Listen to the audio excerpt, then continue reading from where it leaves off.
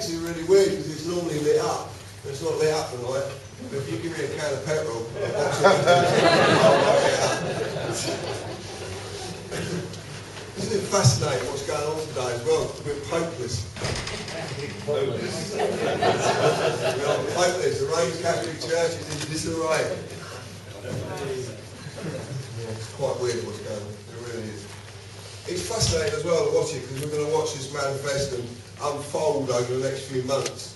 And the weirdest thing is that a number of years ago, probably 2, maybe 3 years ago, I was talking about these subjects with friends of mine, my close mates. We were talking about what could happen. And I was suggesting to them that certain things could happen, and they're saying, well, how do you know this? How can you predict what's going to happen? I said, well, it's quite easy because history repeats itself. And it really does. Every 100 years, it normally comes round to the start. There's what? Who what? Okay. Sound. Is it? Oh, I don't know about that.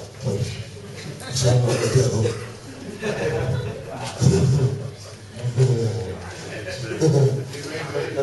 Yeah, don't you bet your arse on it there. So we're discussing these subjects, and what we're discussing is, you know, a system built on what it's built on, imploding. You know, a system built on greed where, like a fire, you light a fire, it'll consume everything around it until there's nothing more to consume. Then it consumes itself. And that's what we've got. We've got very greedy human beings that have consumed everything around them, and now it's a last-ditched attempt to take the last little bit before they start attacking themselves. But the thing is, they're already attacking themselves. So my friends used to say to me, what do you reckon is going to happen? I said, well, Roman Catholic Church is going to collapse. Parliament's going to collapse. And it's already started, they're going to implode. The monarchy's going to implode. And every day, this is terrible. This is really, really bad. Is it the battery in the mic? Is it the battery in the mic, John? Yeah, it might be actually. It's really spooky. Do you want another battery? Do you want to put another battery? Can you hear me? Yeah.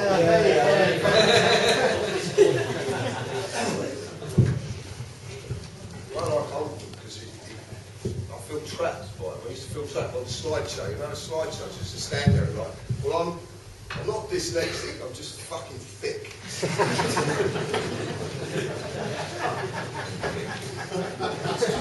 So, there you go.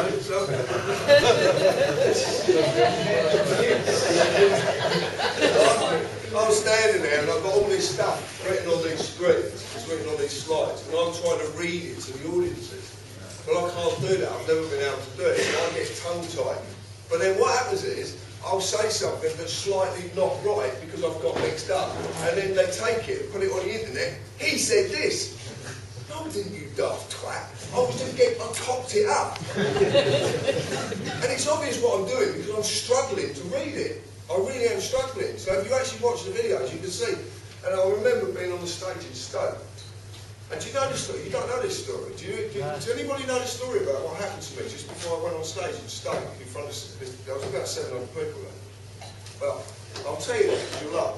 Didn't involve going to the loo, did it? It did go. I know. I stood, we had a stall thing, and there was Dan and Head, my missus. And I stood by the wall, I'm doing this. I'm so nervous before I go in front of the audience. And up until that point, I'd only spoken to maximum 50 people. Maximum. So I'm quietly having a chat with everyone who's walking around. I was saying, how many's here? They said it was about 600, 700. Oh, you're joking. Oh, I can't do this. Can't do this. And anyway, I was really nervous, so I went to the toilet. Well, it was one of them situations where you think you've finished when you haven't finished.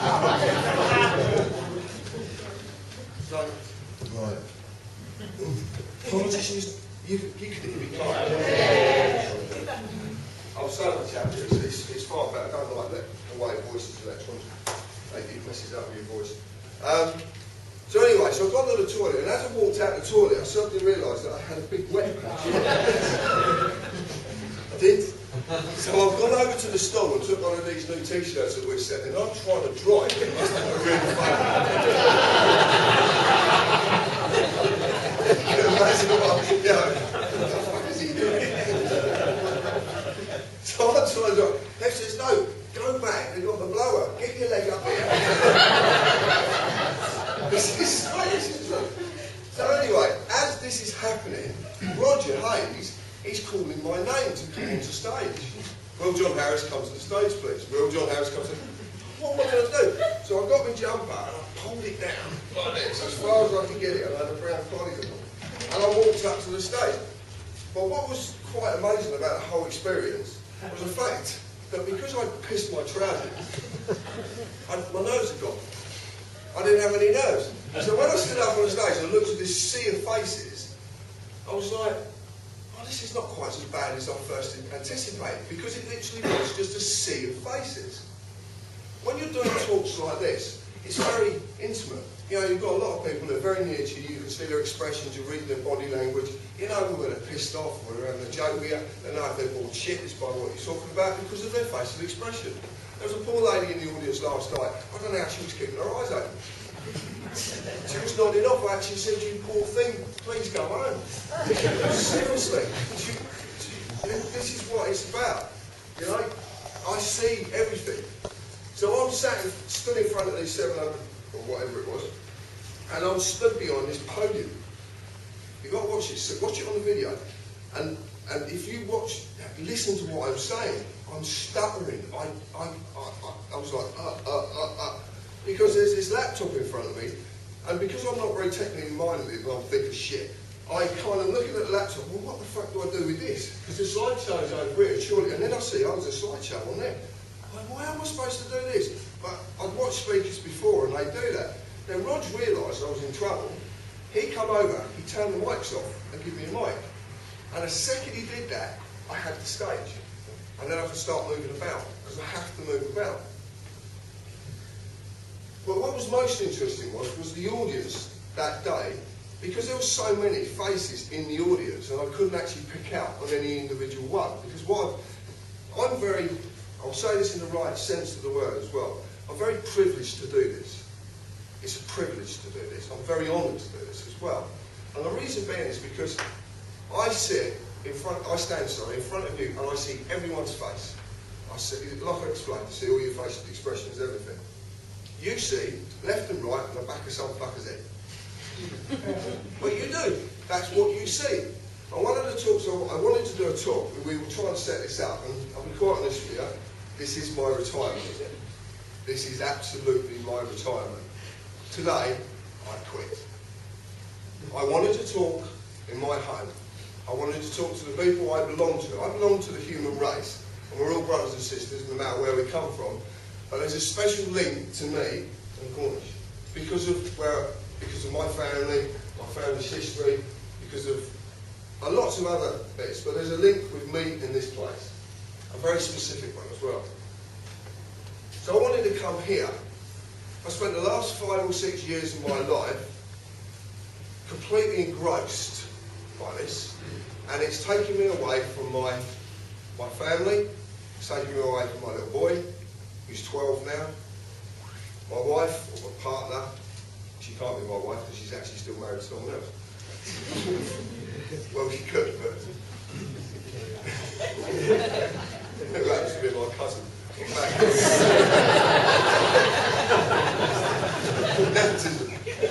It provides evidence of what family I come from, I promise you, because they're up to it all the time. She'll kill me when she hears this. But it's removed me from them because I found myself at a computer making excuses up why I had to be in front of that computer. And what I was doing, I was looking at the, when I go onto the internet, I look at TPUC, the website, because I have to sort the comments out, which are quite colourful. I sometimes go on the forum and just see what's generally going on, and every now and again stick my oar in. And I might look at the stats of what TPC is doing at the moment, because it's very interesting when we look at our stats, because I like to see where we're getting hits from. And there's probably only about 30 countries in the world that we don't get hits from at the moment, which is a good percentage of the world. You know, I just find it all interesting, but that's all I do. And then I might have to go and do a job, so I might Google someone's address or blah, blah, blah, but that is probably my internet activity. So, just before I started this batch of talks, a friend said to me, he said, I was skinned. There was this particular week, I had 20 quid in my pocket, one day that was upstairs, but I had 20 quid. We had the electric to pay for, and we're on these meter things, so we're paying for the nose for it, because they actually charge you more money to have these meters. But we kind of like it that way because of the situation we always go. I will quite happily bridge that fucking meter out. I know how to do it. I can do the gas and the electric in a split second. But theft is theft at the end of the day. And even though it's theft off of someone who's stealing off of, doesn't make it right. That doesn't make it right. You can't. Two wrongs can never make it right. So look, if they're stealing and I start stealing off of them, it just perpetuates the situation. So we pay our way. So we got 20 quid, and then Heb's dad said, well look, I'll give you 50 quid a week for a few weeks to help you with food, because we were struggling. Because I would feel very hypocritical going down to the job centre and saying, I'd like to sign on the dole. I would be a hypocrite. I really would be a hypocrite, and I won't do it. So I will bust my arse and work as hard as I possibly can. I'll even reduce my daily rates just to get the work in, just so I can. And it's been incredibly difficult. A mate of mine is a builder, and a kitchen to fit, and a load of other work to do, loads of plumbing work. So I got involved in this, and that helps me. That put us back on to a slightly even keel. We're still desperately in debt, which I'll talk about later, but we're desperately in debt. So he said, why don't you go out talking? And I said, well, it's for the wrong reason. I'll be doing it for money. He said, yo, he said, you're doing it as a job. He said, people like to come and listen to you talk. I haven't got a fucking clue why, but they do. They will pay to come and listen to you talk a reasonable amount of money. So there's nothing wrong with it. So I went, do you know what, you're right. There is nothing wrong with that. We're all entitled to earn a living, and I can do it this way. And then the question, what the hell am I going to talk about? I have no clue what I'm going to talk about. I can't do all that shit I used to do. He said, well, just talk about what you know now. I went, yeah, fair enough, I suppose. So anyway, I still feel a little bit guilt. I felt a bit of guilt about coming out and taking people's money. But then I goes off on this little tour that I've done in February. It's only about 7 talks, whatever it is. And I goes around these talks, and each one is getting funnier. The laughter. I goes to Liverpool.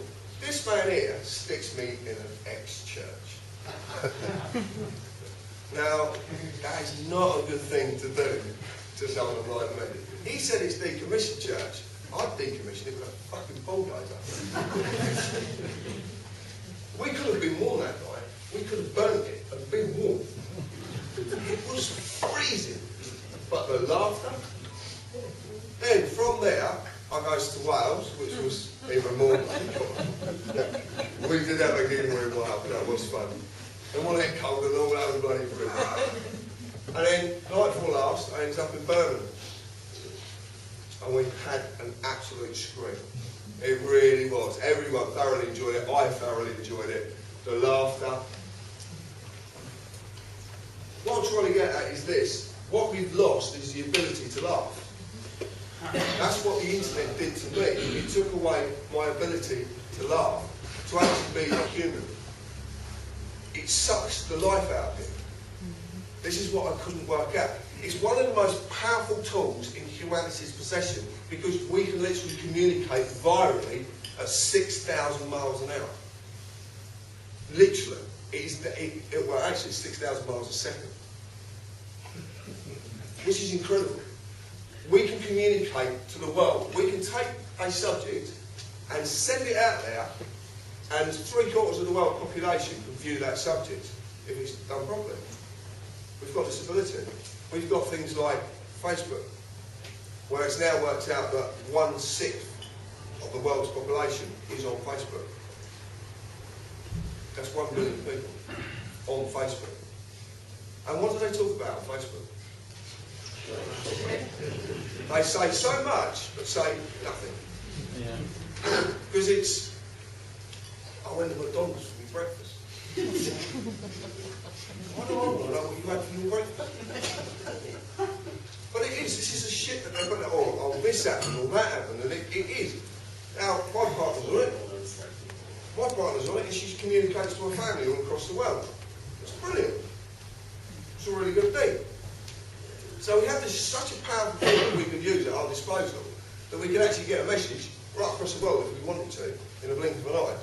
But we don't use it to its capacity. We don't use it for what we should use it for. So I wanted to understand why we don't, and the reason is because we're distracted. We're distracted with life because of the lives we lead, because we have to lead lives this way. So there's the mobile phone distractions, there's work, there's the wolves coming to the door, there's all this sort of stuff. And in this process, gradually and gradually and gradually, it chips away at the sense of humour.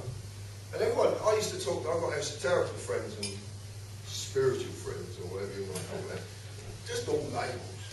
And in all fairness, they're just different fucking religions at the end of the day. Sorry, so you're disproving all of that as like no, there's nothing there whatsoever. Oh, well, no, I didn't actually say that. No, I'm just if you saying. wait, I'll say it later.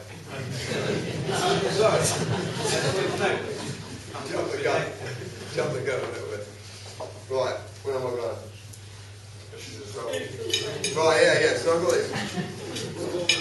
You know, I didn't even know what, that's the trouble, I'll get fried off, the thread goes, and that's it, I've had it. So I've got a lot of friends, yeah, they are.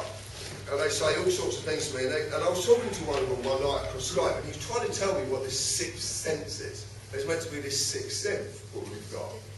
You know, and they're trying to explain it to me, and he's trying to explain it to me, and he was really going into depth.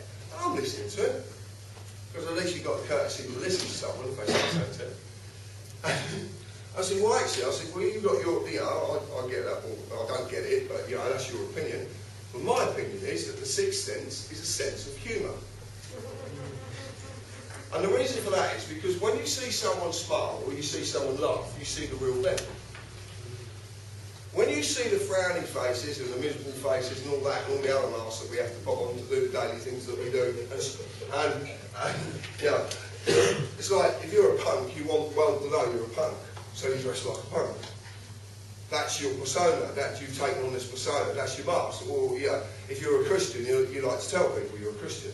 Or it's bizarre. I find it all bizarre. It's all these labels, you know, it's like pigeon boxes. What one are you up in this one? That's me. Yeah, it's really bizarre. That's what humanity kind of does. So I said, well, this sixth sense is like, when you do see people smile, when you see, and it's not just their laughter in their faces and the way their faces erupt, it's their eyes. Look in their eyes. It's absolutely fantastic to watch the roar of laughter. It's inspiring, it lifts you. It doesn't matter what shit you're in or what's going on in your lives, you start laughing and nothing matters. It doesn't matter anymore. Yeah, there's a lot of bad shit going on in the world and we shouldn't distract from the fact. But it doesn't stop us having a giggle and a laugh. One of the things that I've noticed all my life is I do somehow make people laugh. And it's generally by my own faults. At work, I'm hilarious. Because I do the most stupid things. Stupid things. Yeah, where common sense should prevail that I should do something completely different. For some reason, it doesn't work when I'm up. And I'll end up doing stupid things, like shooting nail guns through my fingers and all sorts of crap. And I did actually do that. My head was pregnant with Josh. I was doing some work in the kitchen. And I don't know if any tradesmen here know what paste light is. Paste light gun. Yes, 64mm nails. They're about that long, but they're very thin, bragged. Put a bit of trim up, so I've got my hand up behind it, trying to hold it, and I've shot it and it's gone through my finger. I've got to walk away, because you don't feel it, because it goes through so fast. And it only doesn't go through the bone, it just literally goes through the flesh. So I peeled my finger off. Common sense dictates your fucking finger is behind the piece of wood. You don't shoot yourself in the finger. But you know, honestly, I've just got got to get this job done. Bang. That's what I mean. But then when I start dealing with other subjects like life, then the common sense comes into play. It's really bizarre. I've done, so 5, 6 years, sat in front of computers and all this stuff. So when I started doing this batch of talks, I've actually been away from computers because I can't get near one. Because obviously I'm busy. I'm out on the road, I'm driving hundreds of miles on roads that are becoming more ludicrous by the day. You know, you're driving along and it says, these big signs, I like these big signs that they've got. They're driving along and it says, queue ahead. Well, what the fuck am I going to queue for? I don't want to fucking queue anywhere, I want to fucking get to where I'm going. Queue ahead, caution, 40 miles an hour. So you slow down. There's nothing on the fucking road. You slow down. So you go for the next one, 50. Fuck, I'm getting 50 now, so I'm up to 50. Next one, 40. Next one, 60. Is some fucker taking the piss? Is he literally just, oh yeah, I can watch it, I'm watching him. 40 down, you twat. 50 down. I would if it was me. I would do it. I would do it. Wouldn't you? It's going to be fucking screaming, wouldn't it? You could get mate in his real fast car. 20.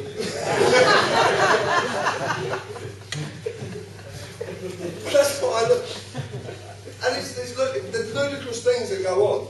And the first section of that was the M25 round by Heathrow, which is, and what do they call it? I can't remember what they call it now. So like monitored speed area. Variable speed limit. Hey? Variable. Yeah, durable speed area. Yeah. Oh my God. So I find all this really comical. The best time is like when I left Birmingham.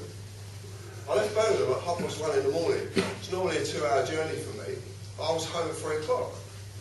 So it's an hour and a half because there was nothing on the roads. It was lovely. There was none of this silly signage. It doesn't say, but they do put things up. They do. I don't know if you've noticed. A lot of people don't notice. But your driving law says, "Don't drink and drive." I'm drinking a cup of coffee. Oh. Does it mean a cup of coffee? No, don't drink and drive. Is it literal? No. And there's other things as well. Loads of things get put up on these little signs. And then I'm driving along the other day, and I'm driving down the M6, and it's telling me about a problem 100 miles away on the M1. Well, surely by the time we get there, we've fucking all sorted out anyway. Why are you telling me now? And it does, it literally, I see all this silly shit, you know, because I wonder why it's going on. But it's distractions. It's all about distracting you. So, 5, 6 years, I come to this point in my life, and there's so much going on. I've talked to my friends about it. I know Dave, I know quite a few of them. And the lads in the back fastly. My mates have come up to stay with me and stuff like that. And I've talked about this stuff, and I've talked to him, and then just the other day, literally the day, I said, no, this is it. Tonight is the end. Because I was meant to be talking in Glastonbury in 6 weeks' time, and another one, and another one, and another one. I don't want to be away from my family. I want to go back with my family.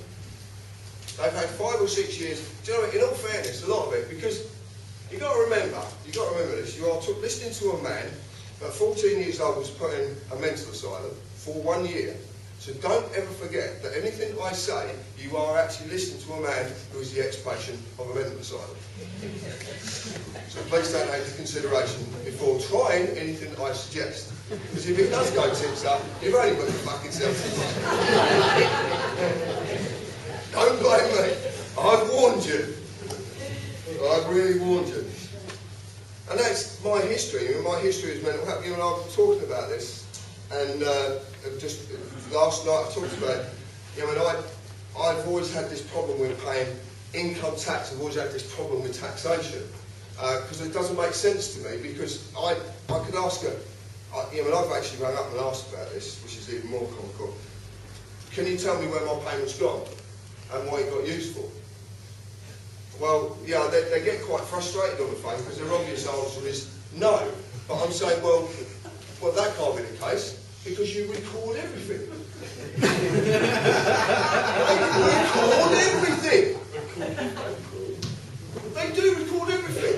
If you go to Tesco's, with one of them silly club cards, and you buy toilet paper, they know what you wipe your arse with. Because it's all recorded. So surely, if that's the system we live under, where everything is recorded, then if I've made a payment, you should be able to tell me where the payment went, or what MP's bank account it landed up in.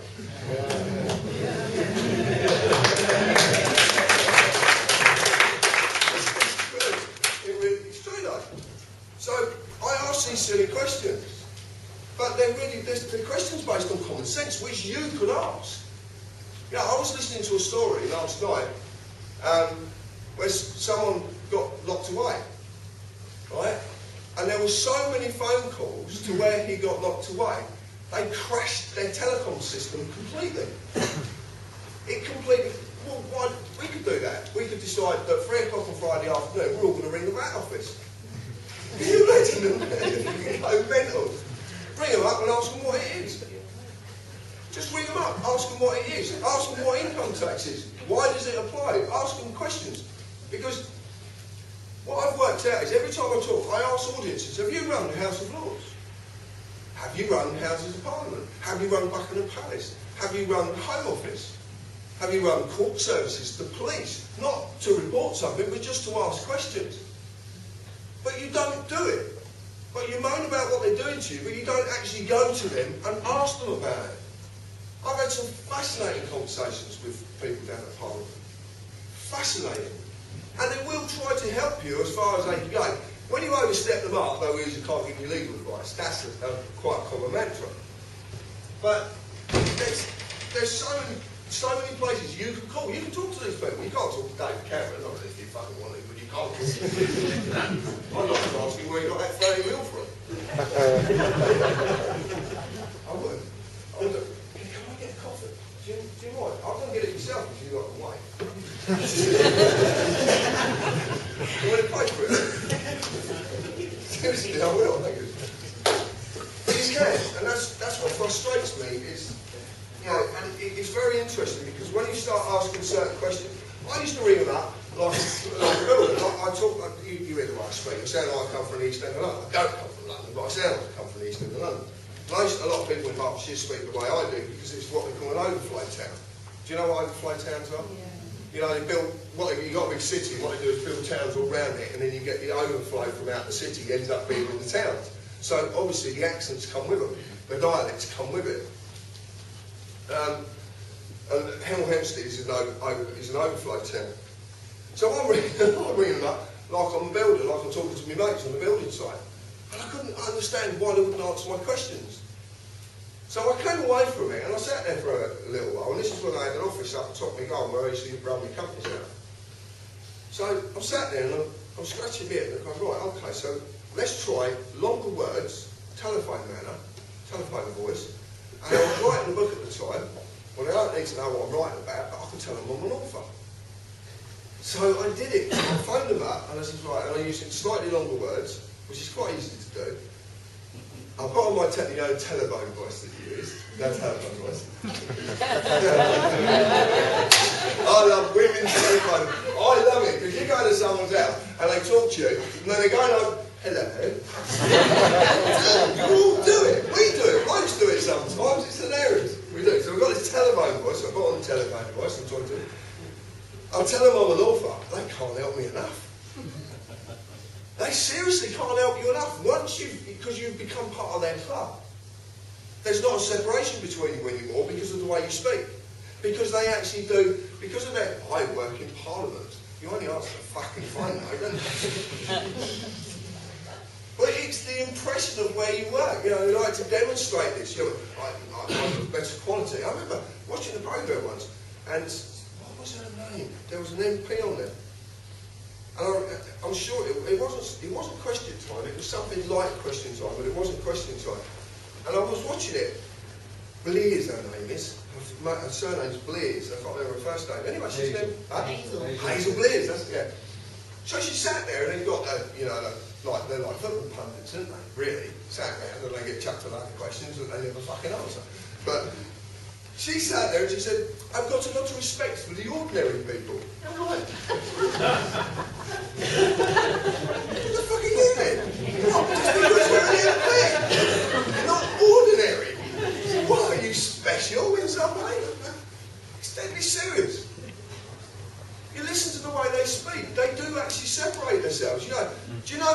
lowest form of privilege is called key workers. You know these key workers? Teachers, nurses, key workers. Thank you very much. Just around the corner from where I live, they built some houses. And there was blocks of flats and houses all amalgamated. Now, I don't know if you know the rule about house building now, but they changed it a little while ago. But 15% of any major construction of houses has to be, 15% of it has to be social housing. Do you know that? Yeah. That's why, yeah, you go to these estates that they build, and you will see sort of the private element, and then you'll see the council element. Okay, and there is a massive, you can tell as well, because when you go around there, BMW, Merc, you know, all the cars, when you go around there, clapped out old Fiesta, you can tell there's a difference. Well, they built these houses, and then we asked about them. Funny enough, I asked at the local school, and they were key worker houses. So they built housing that's desperately needed in our area, but then only offered it to nurses, police, school teachers, you know, civil servants, that sort of thing. They're called key workers. And that's the first line of privilege. What I didn't know is that then that steps up a notch. And then you've got your doctors, because they're seen as a bit more doctors. And then it goes up another notch. And it goes, and basically, you have the pyramid in your community. The class division is within your own community. Excuse me, and I found this very interesting. That I can actually talk about this subject and no one really knows what I'm talking about. They've never seen it in their own communities. You know, the fact that this actually exists. Well, what I worked out is that the whole world is basically a pyramidical selling scheme under a dog complex. And it doesn't matter if you're down here or you're up here, it's the same thing. Well, when you can see that, it's like, well, it doesn't take much more common sense to work out why it's like that. And it's really interesting about the points of power, because obviously it's all done in the name of, there's a point of power at the top of the pyramid. So basically the idea is that they're the point of power sat up here, and what they take revel in the fact that everyone else below them is looking up their arse up. It's true enough, that's what they do. They look down. I'm better than you because I have a bigger office that's higher up the building. And it's all this status thing. But the comical thing is when that meets me. Because I see every human being on parity. No class, no division, there's nothing exists with me. We are all equal. You're not better than me because you drive a newer car than me. You're not better than me because you have a bigger house than me, blah, blah, blah, blah. You know, in fact, I had a really interesting conversation with a solicitor. I was working in London, and I was working in a place called Offenden House. Now, Offenden House is where, I don't know if you remember years ago, a band, one of them married one of the Gallagher's. I mean, what they're called, two twins, used to be in a band, Appleton Sisters. Well, I ended up, it's a really good, funny story about it, because I walked into their flat, because I was working in their flat, and they have a big Great Dane, standing about this side. So I'm trying to be very polite, and I'm talking to Natalie, and their dog shoved his head in my nuts. So I'm doing this, trying to be polite, while this dog is fondling. So I did the job, and a solicitor across the way, who lived in one of the flats, wanted some work doing. So we quoted the work, and we gave them a good price, and we arranged for the time for it to be done. And this is in West Hampstead, which is an arsehole to get to, at the best of times, let alone 8 o'clock in the morning. So I'm driving down, and I can see that we're stuck in traffic, and we're going to be late. So I did the courteous thing and called him and said, we're going to be late. Well, did he set off?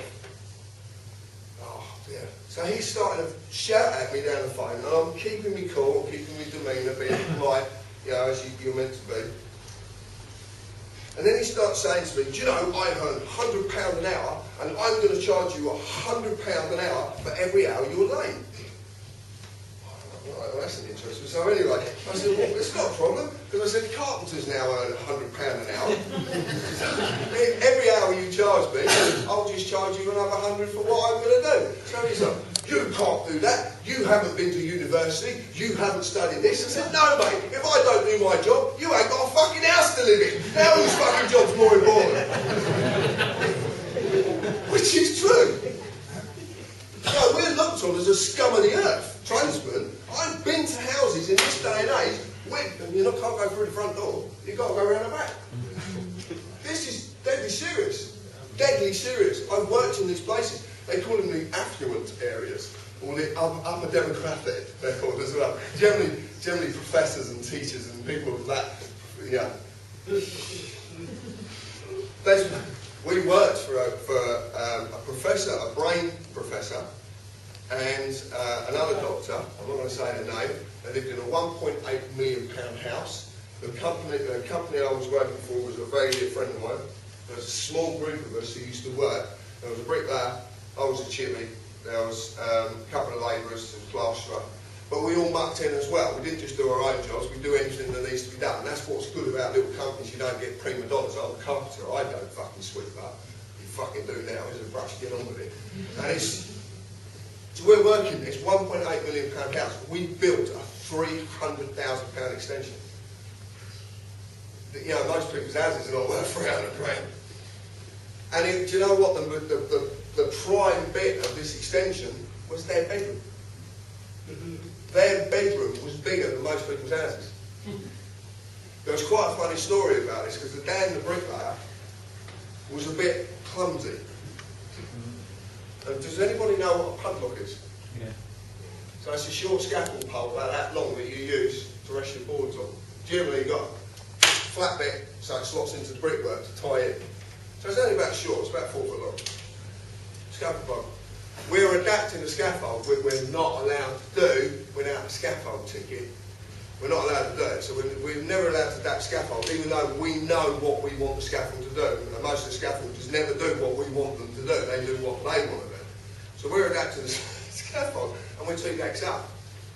The building, the extension we built is between the old kitchen and the swimming pool. Big indoor swimming pool.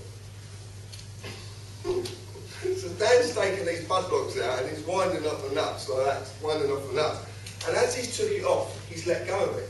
And I've never seen anything like it. It went off the scaffold like a missile, went straight through the window, straight into the pool, got an hole in the bottom of the pool. And cracked the tiles in the bottom of the pool. But the comical bit was, the heating pump on the pool had packed up the heat exchanger, which is a big monstrous piece of kit that keeps the pool warm, because you've got a phenomenal amount of water. So it was absolutely freezing cold. He had to get in it to get that pole out. But these were the sort of things, and that's what I lived through all these experiences and the laughs and the fun and everything. So when I used to go to work, I used to have a great laugh. What I noticed when I came into this is that went instantly. And all I was meeting was very, very serious people. They were very serious. I've even got an intellectual friend who does a lot of research for me, and he hasn't got a sense of humour. Just recently, I've started to bring it out of him, and it's not because I just use wise cracks to bring it out of him. And you know, and there was a bit on the forum recently, I don't know if you saw it. It's supposedly one of my talks. I said I was gay. Did you see this? Did you see it? I don't know what they're talking about, but but there is a side of me, I'm sure, that is camp. Well, I was diagnosed with multiple personality disorder, so there's a fucking good chance there's a camp one in there somewhere. There's got to be, isn't there? By the rules of the book, there's got to be a camp one. But also, the other thing that, you know, is autism as well. You know, that's another thing that I've had thrown at me. Because of certain little things that annoy me. I'm very OCD about certain things, like smoke detectors that bleep. And all you got to do is change battery. And they bleep. And they really bleep. Well, generally on my side of my waist here when I'm at work is a hammer that hangs about down there, attached on the back of the leg. The smoke detector gets the hammer. I can't help it. These things drive me nuts because, and that's why sometimes when I've gone out talking and I look at an audience and I'm explaining something, I get incredibly frustrated because you don't get what I'm talking about, because it's sometimes too simple to get, because we live in the world of intellect and knowledge, and you must know this, you must know that, and you go, well, you don't need it. You don't need this shit. You really don't. It's very simple. There was a group of fuckers over there, and they're taking the piss out of you. That's it. That's it in a nutshell. And it really is that in a nutshell. Is it not? Yes. You know, the rich get richer, the poor get poorer, and we all moan about it, but they're still getting fucking richer, and we're still getting poorer. Well, I'm fed up with talking about it. I really am fed up with it. That's a lot of the reason I'm just packing it up. I'm coming away from the internet. I'm not being involved in TPC in any shape, form or fashion. I'm deleting all my email accounts. Whoever needs to get hold of me will get hold of me because they've got my phone number, my mobile number, or I've got my house number if they're a very close friend. And I have an idea which I'm going to explore later on with you. And this is about, this talk is called The Revelations of John. Deliberately. And the reason is because my name's John and I'm going to reveal something. So it's The Revelations of John. It's that simple. But I do things because I get a lot of fun out of fucking with your minds. I used to go and see a psychiatrist because I've seen a lot of psychiatrists in my life. So I would go and see a psychiatrist, and the second I left, the psychiatrist would go and see a psychiatrist. I've got a very, very dear friend who is a psychiatrist, but he calls himself a quack. He does it deliberately just to piss all of the other psychiatrists off. He calls himself a quack. And because he says, the stuff that they're taught, and what he said, a lot of it is complete bollocks. Absolute bollocks. What they'll do is, right, you take you to the visit, take you to sir, right, you come into my office and sit down, right, what's up, mate? Oh, I'm a little bit depressed. I'm a little bit this. You're bipolar. Right,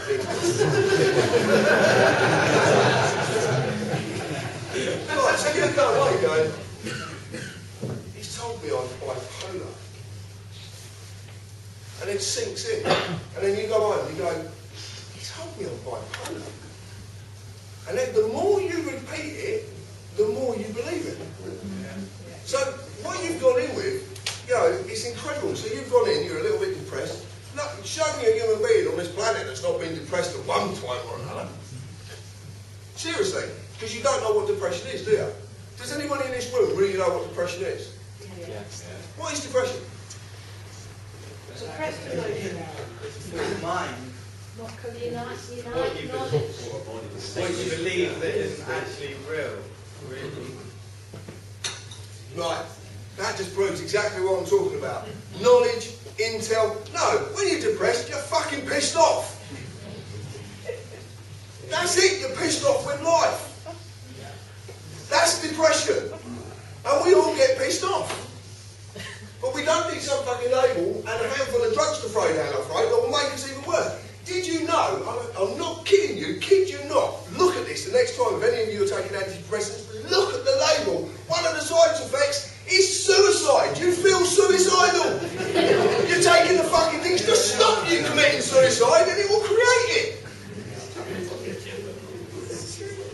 And that shows evidence that we only ever read what we want to read. We don't actually read what's really there.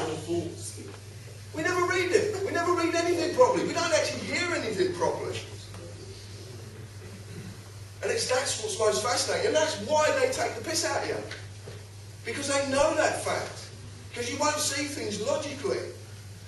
You get a parking ticket. Parking ticket stuck on your thing. Like that. There's a couple of ways of dealing with it.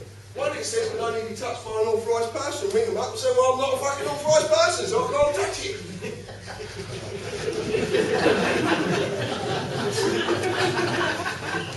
It's got a corporate logo on it. No, it's got a corporate logo on it. It will say whatever council it's come from, corporate logo. So write back to them and say, this parking ticket's 30 quid. Well, by chance, I'm going to actually charge you 30 quid for advertising your fucking company on my car without my permission. It's true. It really does work, these things. It's about having fun. If you get serious, you've become them. Yeah. Have you dealt with an automatron? Do you know what I'm talking about, an automatron? Yeah. they're being taught. Even we've got a friend who is sort of like on the rock and roll, and she's had to go on these work things, and she went on this course, and she was telling me about what they do. And what they do is they're actually teaching them to become emotionless, to not use body language. Okay, because when you speak and you're face to face with someone, you give off more from your body language than you ever will from your mouth. You can lie with this, but your body language is telling the truth. And someone who can read body language can pick up on this. They really can. So I get people sitting in my house and they're telling me little stories, and I'm watching their body and I'm saying, "You're a lying twat." I'm saying to myself, I want, because I can be quite polite. I can. I do other things which are quite funny, but I can't help it. That's me. There's a really one of my personas is a really naughty little boy, and he's very mischievous, and he likes shocking people. If he comes out tonight, you will really enjoy it. He is gay.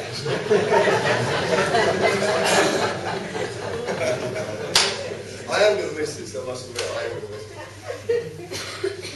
Someone asked me how I can do this, how I can stand in front of an audience, act the prac, talk about my own thoughts. How do I do it?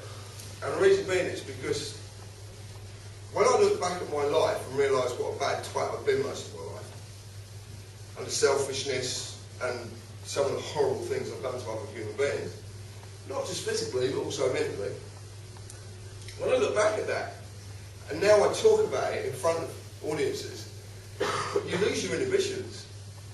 I haven't got any inhibitions anymore regarding these subjects. I don't care what someone writes on the forum. You know, I'm going to talk about something tonight which is ludicrous and laughable. And really, I'm opening myself up for a big fall, but maybe I'm designing that in a way. Who's laughing? You know what I'm going to say, don't you? No, and it's what I find, and that's what gave me the ability to do it. One of the biggest things that we fear is public speaking for some reason. We don't want to, you know, I had it in band, there was a lad asked me a question, and he goes, I said, no, stand up. And he's like, oh, no. I said, stand up, and ask the question, because the second you stand up, all eyes. And it does, it can be quite frightening. I've even been in situations where, you know, and this was recently, I was asked to go to something, which I didn't really want to go to, but I wanted to help the bloke out, so I actually went to it. I went to an annual general meeting, and I went as a proxy. Now, proxies are not allowed to speak. You're not allowed to ask questions. You're there for a vote. It's a proxy vote, is what it's called.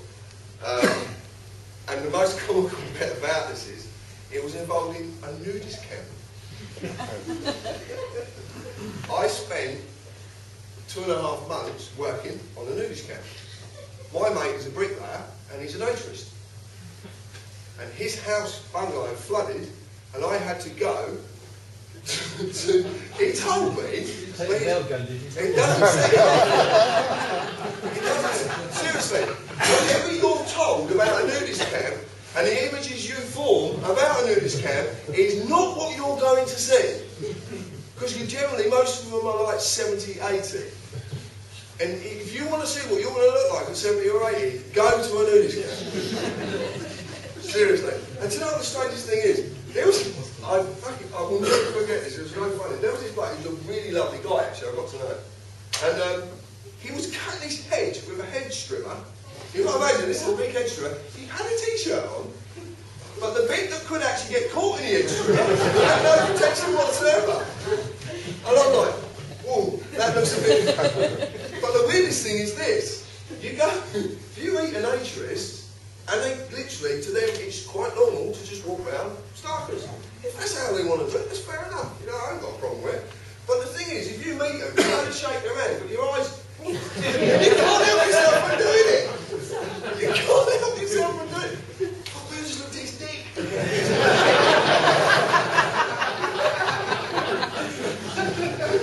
And it's really awful.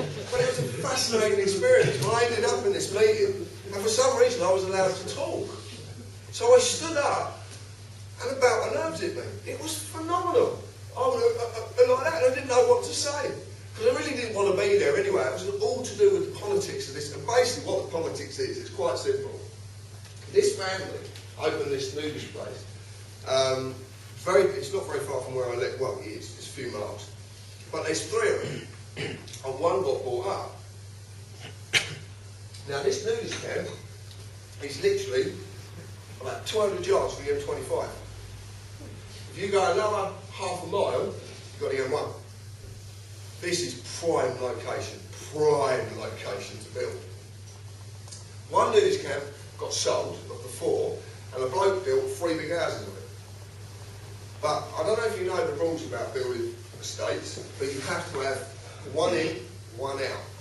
You can't go in and out on the same road. We can, but you must have a form of going in and a form of going out on a separate road. The other nudist camp landlocked him. And a landlock is when something's in the way that stops things being built around it, because it prevents access or exit from the land. I would say that that land that nudist camp sits on is worth about 28 million on the open market, because of what you can build on there, and because it has buildings on it already. Building application would easily go through. It's prime location. But what they've got is they've got a problem, because a good percentage of the residents on there are sitting tenants. So what they tried to do about a year ago was redo their contracts at a yearly rollover. I don't know if you noticed this, but the councils have started to do this as well, local councils. You know, I live in a council house.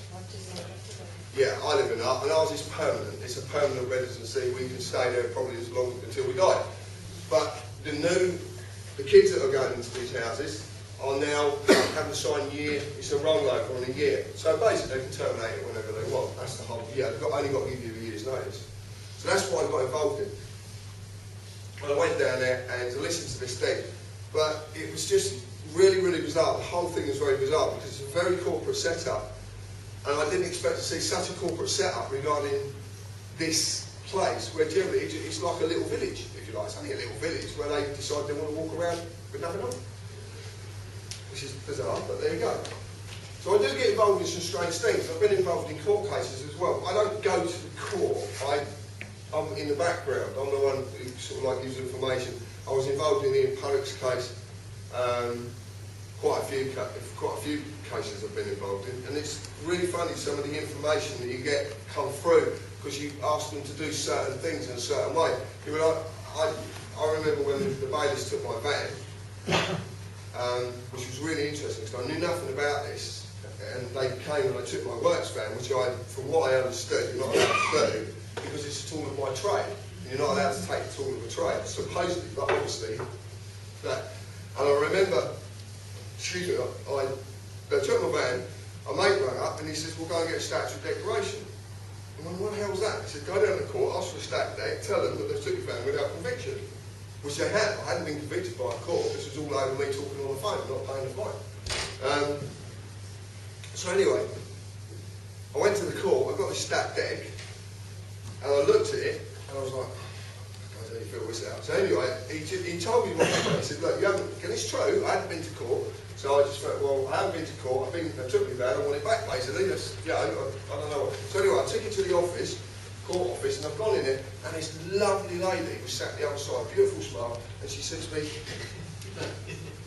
you haven't filled this out right. I went, oh shit. She said, let me get another one, and I'll show you what to do, how to do it.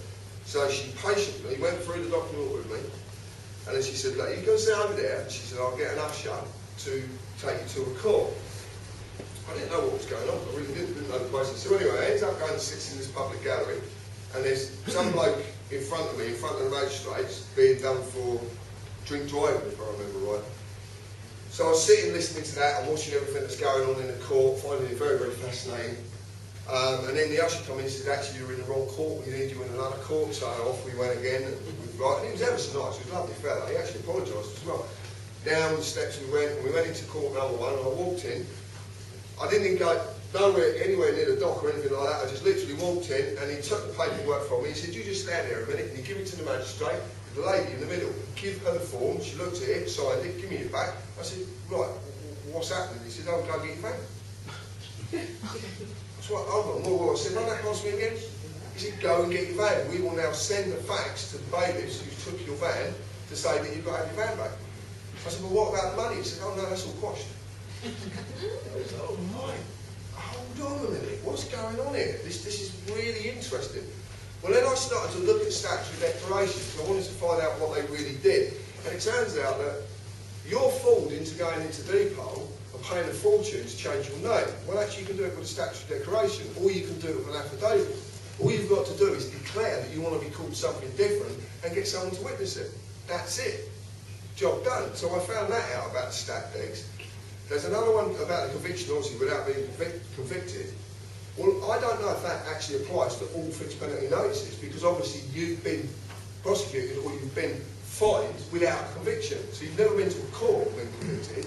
It's someone just throwing a thing at you and saying, I want you to pay that. So I find that very interesting, this stat decks. But what I did find quite fascinating was a friend of mine was doing the same process, and he went to a court and they wanted 50 quid for the stat deck. They actually charged him £50 for statutory declaration. So there's no guarantee the magistrate's going to sign it, go your favour. Yes, mate. So I've got a little bit of a question.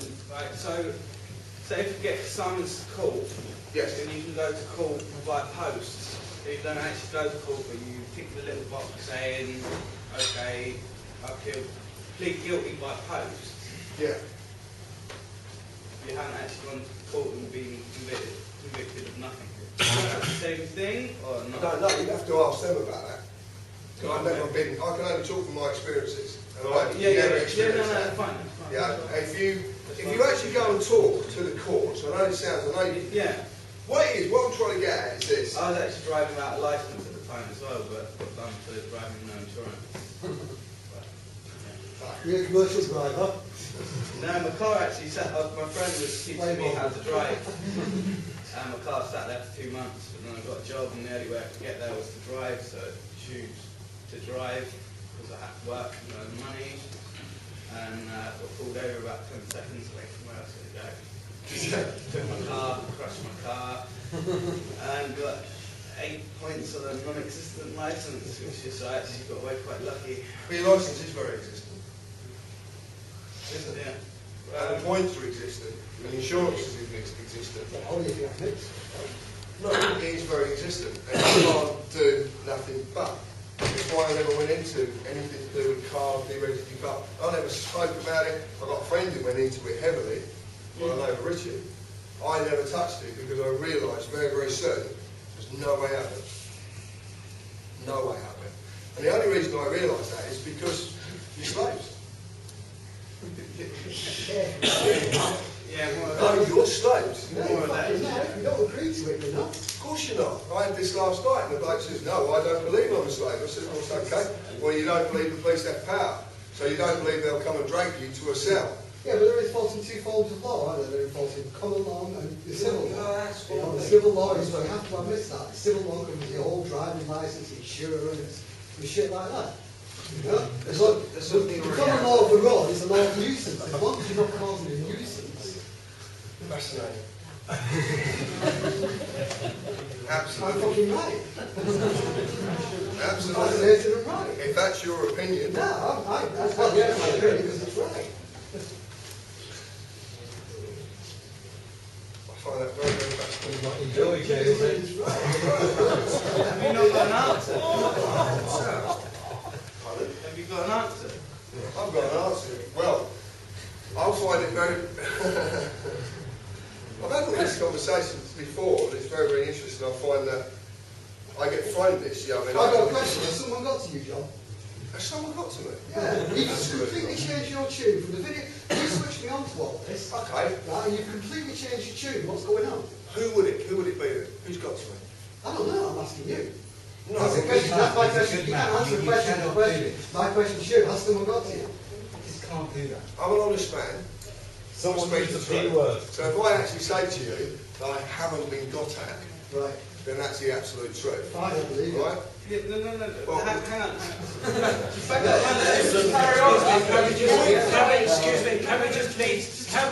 Can we just leave the speaker speak tonight? If you've got questions, please ask the questions later. No. Give the speaker the dignity Yeah, to yeah, speak.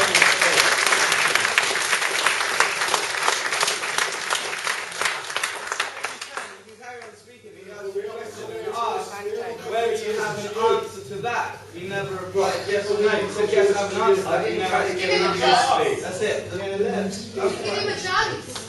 Carry on, John. Right. Carry on, John. A Yeah. friend of mine had exactly the same face. Okay? Pardon? It's not a debate. A friend of mine had exactly the same approach of yours. Yeah? And I found it very, very fascinating what happened to him. Because you only heard one side of the story, you didn't hear the other side of the story. Okay? No? Bear with me. Okay. Okay? I know how you feel, because I felt the same.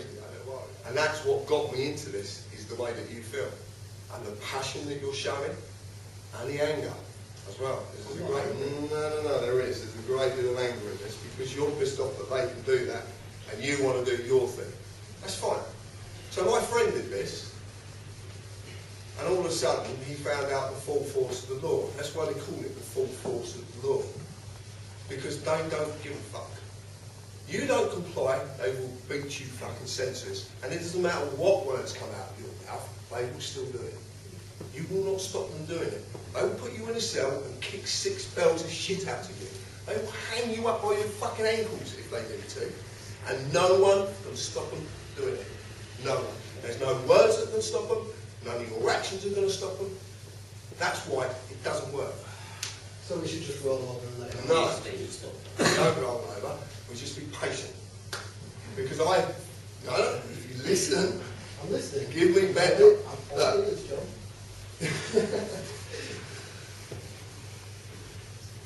You've got to look at where their power comes from. Yeah. And then you change that point of power.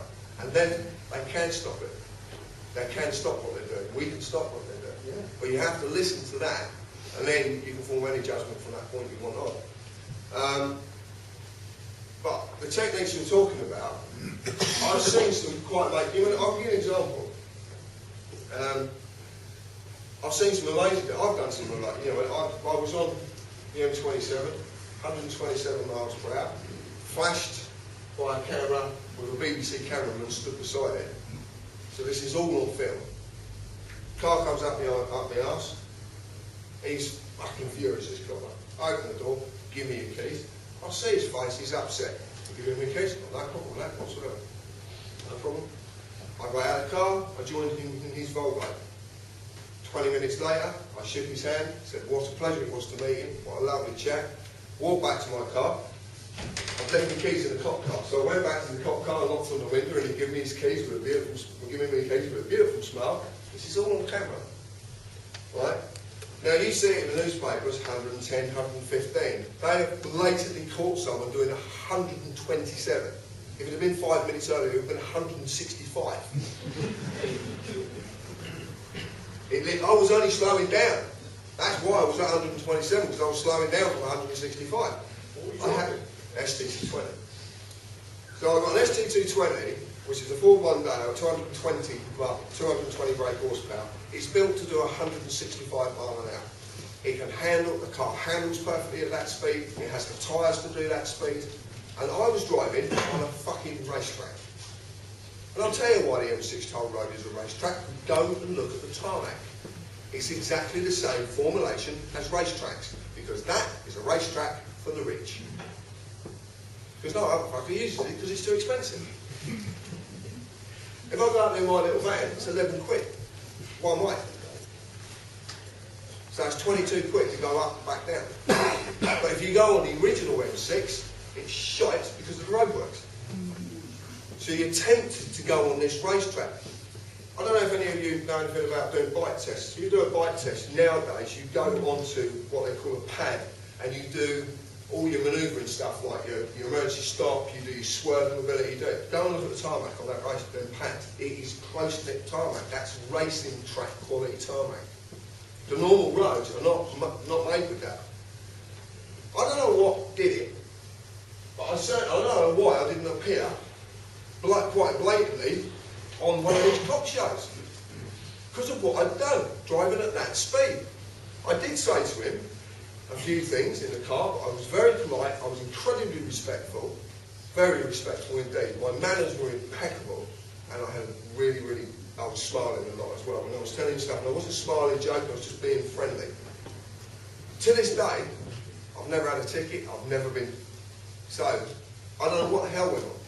I don't know why it never appeared on BBC. I don't know. I haven't got a clue. But that's just one occasion. You know, I look at some of the things. I've seen other people and what they've done, and I've seen we've explored loopholes, and what we've done is we've forced the loophole, we've forced it, and then tried to force it again, and it's been shut. So when you find a path through, which could take you 18 months of your life to study, to find this path through, and you get there and you go, yes! And you let everybody else know, and they go and do it, and that has been shut. And they've created another one that will take you another 18 months to find. That's what the process is about. At what point do you find that it's shut? Is it just at the first stage of the court hearing, or are you taking the... Oh no, they'll take you right through. The appeal stage up to the High Court and the Supreme Court? Well, the High Court are nothing. They've got no power whatsoever. They're a comedy act. If you know... They go through the appellate courts, are you just... Is it just... Are you talking here, when you say that they close the loopholes, is it just at the point where you, the initial court hearing, where you finally get closed down by that judge? It depends on what... what... then actually appealing decisions? It depends on what you're going against them for. But generally road traffic is sewn up. It's a completely sewn up thing. Completely. If you don't have an MOT on your car, then your insurance is invalid. That's their rules. And that's what they will apply to you. It doesn't matter what you say to them. Well, I'm not saying this. This is in the Road Traffic Act 1960, section, I forget exactly, but it's around the 250 mark. 256, let's say. Right. You know, it's the common law of the road is the law of nuisance. Right. Explain that. Well, I guess what I'm saying is that, you know, I would take a position in those circumstances where if I'm not causing a nuisance, then perhaps, you know, the civil law doesn't apply unless I agree that it applies. And I suppose what I'm asking you is, why have you changed your position on that? I never had a position in the first one. Right. Okay. Which is quite interesting. I kind of, maybe I'm incorrect, but I kind of assumed that one of your things was the whole kind of common law versus civil law thing. Explain common law. Explain common law in a nutshell. Explain common law.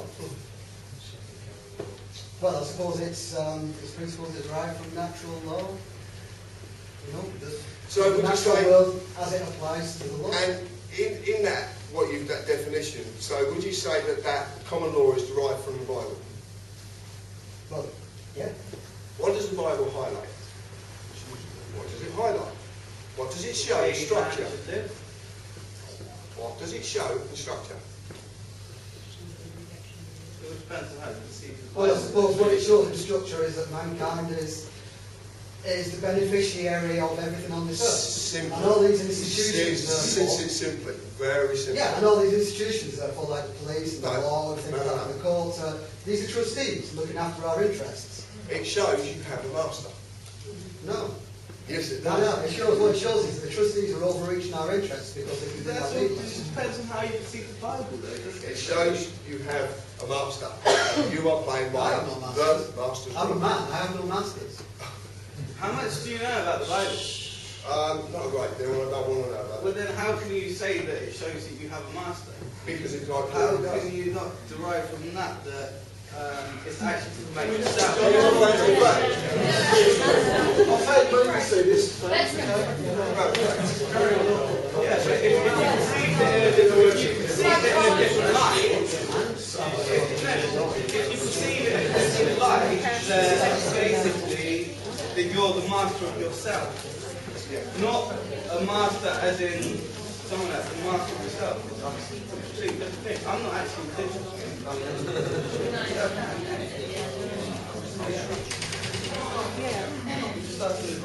Yeah.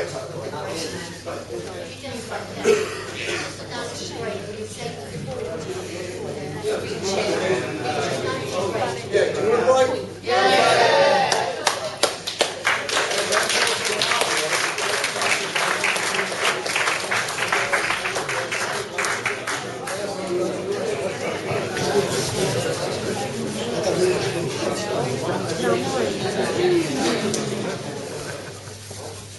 I've never been anywhere and there's been a raffle halfway through.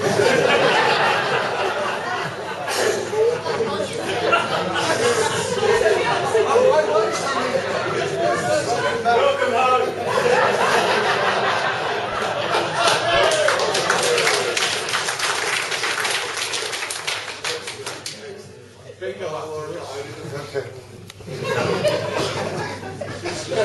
This is not you don't know how much I miss this place. You really don't. I do. I love. You're here now. I know. Oh, listen to that. You're here now. When I was young, I'll tell you a little story actually. When I was young, my auntie Gert said to me, she said, obviously, you live near London. You know, it's really weird actually because a lot of Cornish people and Welsh and Scottish, when you speak the way I do, they kind of instantly, you come from London. Well, no, I don't. I live 26 miles outside of London. Hemel Hempstead is a town, like I said, an overflow town, so there's Hemel, Stevenage, all the different, but we all speak very similar. She said to me, so you're going to forget how you're Cornish talk, because you're growing up in Hertfordshire. So she said, you need to know a little rhyme. Well, I was a dot, you know, so I was kind of none of this makes sense to me, I'm only a little kid. And she was really old, I'll explain that later, really old. And she said to me, I want you to remember this. She says, here's a poem from way down west to wish you all the very best assaults in the coming years. You have the best of luck with yours. And I've never forgotten it. And every time I want to feel home, I recite it. Because it reminds me of how dear I hold this place. And later on, not now, later on, I do want to tell you a few things, but it is going to be presented in story form. Because a lot of the stuff I'll be talking about, I can give you no evidence about it. And in some ways it doesn't need evidence. It's like I need to say it to you tonight because someone in this audience is going to say something back to me. I'm missing a part of the puzzle. And I need that last part of that puzzle. And then everything falls into place. When I spoke to Graham, who very generously, and his wife, Sonia's lovely meal tonight, thank you very much.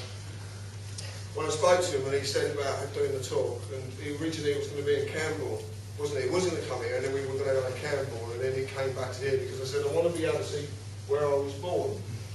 But I reckon I've got respect for the fucking Pope, right? Yeah, sorry about that. There's obviously the Roman Catholic Church is popeless at the moment. I don't quite know what it means, actually, popeless. Doesn't, I don't know. There must be some reason. People bullshit. People bullshit. Very powerful people bullshit.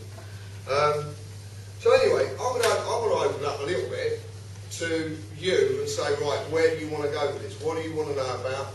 If it's quite a complicated question like yours was, or yours, my friend, then we'll limit it to a few sentences, okay? A few sentences.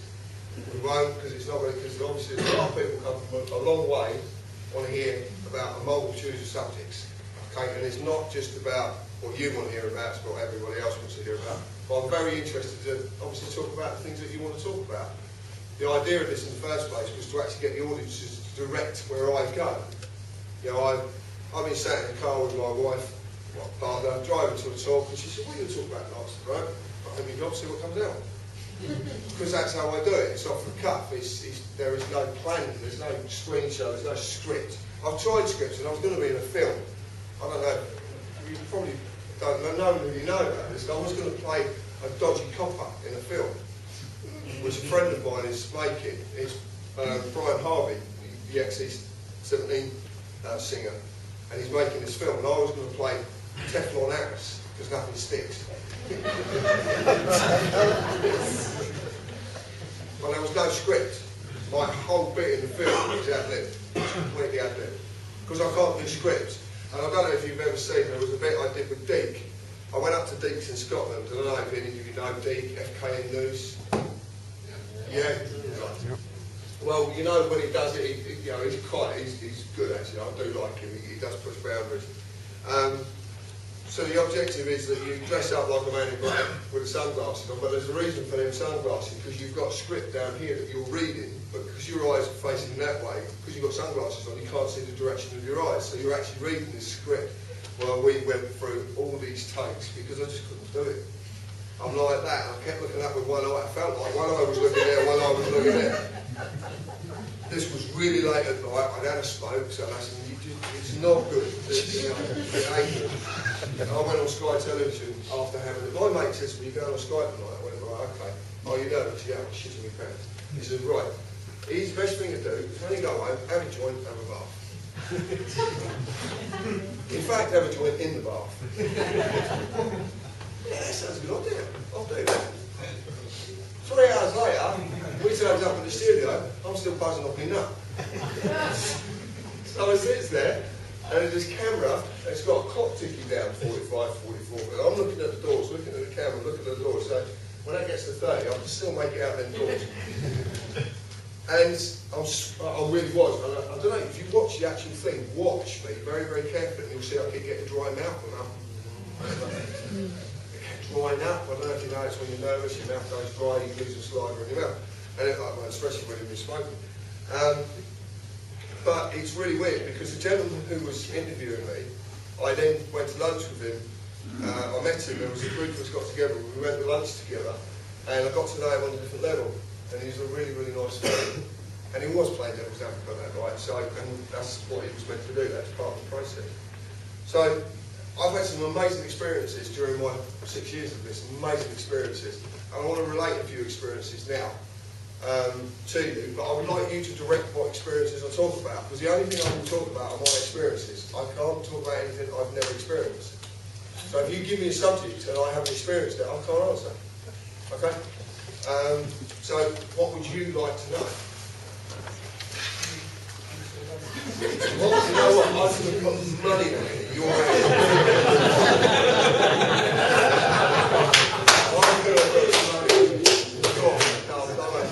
I was just going to say, what was going through your mind when you were giving the presentation at Lawful Rebellion Conference and stuff? What was going through my mind? Yeah, where were you coming from? I was really, I suppose, in a lot of ways, when I look back at it and cringe, I was asking questions. I could see this stuff. I was asking questions. I'll tell you how this came about, right? That screen show was actually put together by a friend of mine and myself after we'd had smoking sessions. And this was in his flat in St Albans. And he would actually be stood in there and he'd actually tell you because we had such a giggle doing it. Because we were playing with the constructs of words. And that's what grabbed my interest, was the words and the way that the words are put together. And then he said to me, "Well, we found this out." And another very dear friend of mine, who I haven't seen for a long time, is the anti-terrorist. I know him really well. Yeah. He was actually at one of my talks, which is hilarious. Yeah, it was much fun. He sat in the audience, and I said, "Who do you reckon the anti-terrorist is?" And there's someone piping up, "David Icke." And there's someone piping, he was cracking up. He was sat in the audience with him. And he's just cracking up. My mate no one picked up it was him. I won't say his first name. I can't, there's a reason, because of his job.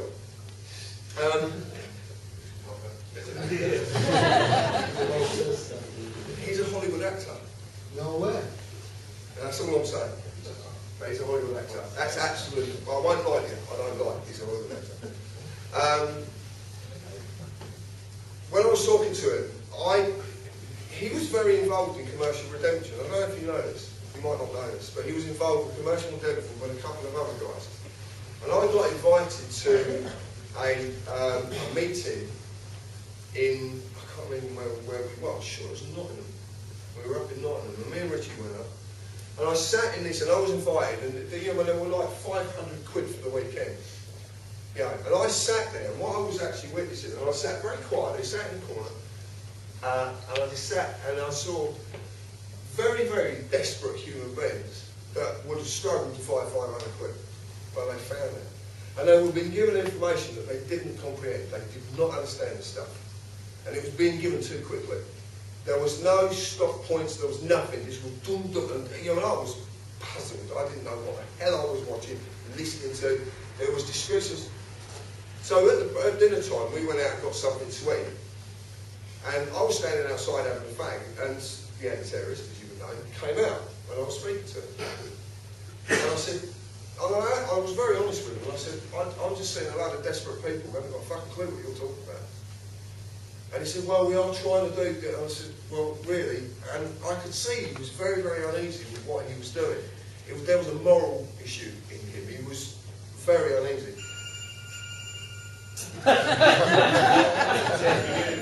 It is, yeah, it is. I haven't spoken to him for ages.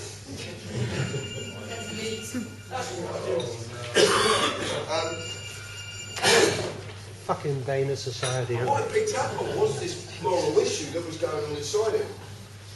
And after we spoke, he went back in and he was doing a presentation with his two. Now the other two fellas, I didn't really know that well. So, unbeknownst to me, the objective was for me to put this stuff on TPC. That was the objective. I didn't know that at the time. What it was basically, they were going to use me to use TPC as the platform it is, to out there, obviously, what they want to do, and to get more people in with, you know, to pay their £500. Because if you work it out, if you've got an average, you've got 20 of them there, £500 a hit, you know, I don't need to do the maths for you. That's a fucking good weekend's work, isn't it? Seriously, that is a good weekend's work. I got offered 40,000 for a weekend's work.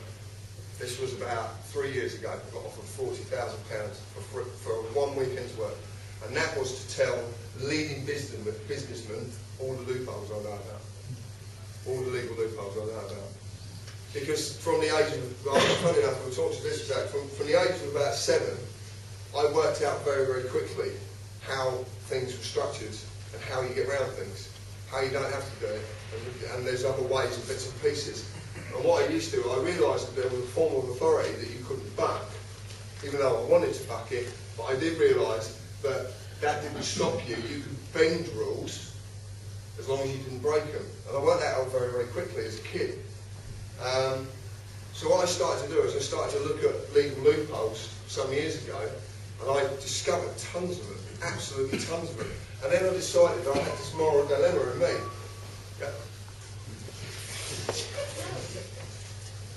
If I had my hammer, this is where the autism will come in. You can see it. Right. So I had all these legal loopholes that I was dealing with, and then I had a moral dilemma. Now I've been offered 40 grand, and 40 grand will go a long way in my life, because of the simplistic life I lead. 40 grand is going to go a long way. But then I'm going to be giving them information that's going to allow them to rip you off even more. I can't do that. I can't do it. You know? Or what? Or sew it up. No, we wouldn't. No, they would use this because it was phenomenal, this information. It was so... I mean, years ago, I told the audience last night, I was a bank robber. I'm 19 years old, I was a bank robber. But I never used to wear masks and go with a shotgun, like most of the people with my accent, like Danny Dyer and all that. Don't do it, none of that. What I used to do is use paperwork. It was just a really simple piece of paperwork, one piece of paper. And basically what it was, it's all to do with false IDs and stuff like that, which you can get 10 a penny. You can get driving licence, passports. It's simple if you know who to sort to. And it's very, very simple to do, and it's only a matter of asking questions. And then what you do is you formulate, we used to do this, we used to formulate a letter from what would look like an employer, saying that you were going to be paid X amount of pounds at the end of the month on a certain date. And then you open a bank account against the strength of that. So what you do is you let that run for a little while, and what happens is you basically, because of the way their system worked then, because of the lack of communication, because there wasn't no intranet, there was no internet, they couldn't communicate with each other, each branch, the way that they can now. And the computers were localised. They weren't nationalised, they were localised. So if you've got a local branch here in one town, it wasn't connected to a local branch in another town. So you can basically get money out of them every single day on the strength of what you're going to get at the end of the month. The trick is not to go in after you're meant to have got the money, put it in the bank. Because otherwise you get called into the manager's office, which I did get called into the manager's office because I was greedy and made a mistake. And I went in there and we basically had a very interesting conversation where I basically said he wanted his money back, so well, you'll not get it back. And there's nothing you can do about it, which he agreed with me. There was nothing he could do. Because I realised there's a massive difference between civil and criminal. Massive, massive difference. And that's what I used to play with. I used to play in the civil world, not the criminal world. Because the criminal world comes down on top of you, but the civil world, you've got no power whatsoever. You've got fuck on. And I realised that very, very quickly. So I was doing it, but then I moved into all different directions. Because once you've opened up an avenue where you can do this sort of stuff, and I was only doing it in getting girls' knickers. That's all I was doing it for. Because to flash the cash, and that's what I was doing it for. I'll be absolutely honest with you, I won't lie. Then I moved into other avenues, and then when I look back at this some years ago, and I look back at what I did, because I have no remorse whatsoever. I am classic autistic. I have no remorse whatsoever. I had nothing at all. I would literally rip anyone off. I would do anything I possibly could for my own gain with no remorse. I didn't give a fuck. Didn't care. You know? And I couldn't, you know, and you look at that mentality, that's a really serious mentality, but what am I describing? Fucking hell, come on, it's obvious. MPs, civil servants, police, they do exactly the same. I was doing what they do. And what actually happens is, that's what I'm trying to say, what I found is, and this was interesting because I was fighting things, and as I was fighting things, I was becoming what I was fighting. I was adopting their approach, I was adopting their mannerisms, their, you know, the lack of remorse. I was adopting these things. It was affecting me. It was like an infection. And I found this really, really interesting because there was a really interesting incident with a motorbike my son bought. And anyway, he's bought this bike and he's brought it home, and I said, how much did you pay for that? He said, £200. And I've gone and looked at it, says, no fucking way you pay £200 for that. And I do know a lot, I love motorbikes, so I'm quite up on them. So I'm like, I'll let it go. That's been nicked, I know it. Anyway, I let it go. Because he's bought it in good faith, supposedly. But he's a good lad, so I do know now he did buy it in good faith. I said, mate, that's slightly too good for £200. Now, if you said 700, I'll buy it. Slightly. Anyway, this was at the beginning of the weekend. On the Monday morning, I opened the door, 2 CID officers for St Albans. We've got a warrant to search on premises. Well, I do something, and it's a habit, I do it. What I do is I step outside, shut the door behind me. I can't help it, it's just something I do. Especially, and it doesn't happen all the time, but at very specific times it happens. And I just step outside, shut the door, and say, right, can I have a look at the warrant? Yeah, mate, yeah, have a look. So I'm having a look at the warrant, and I say, we're right.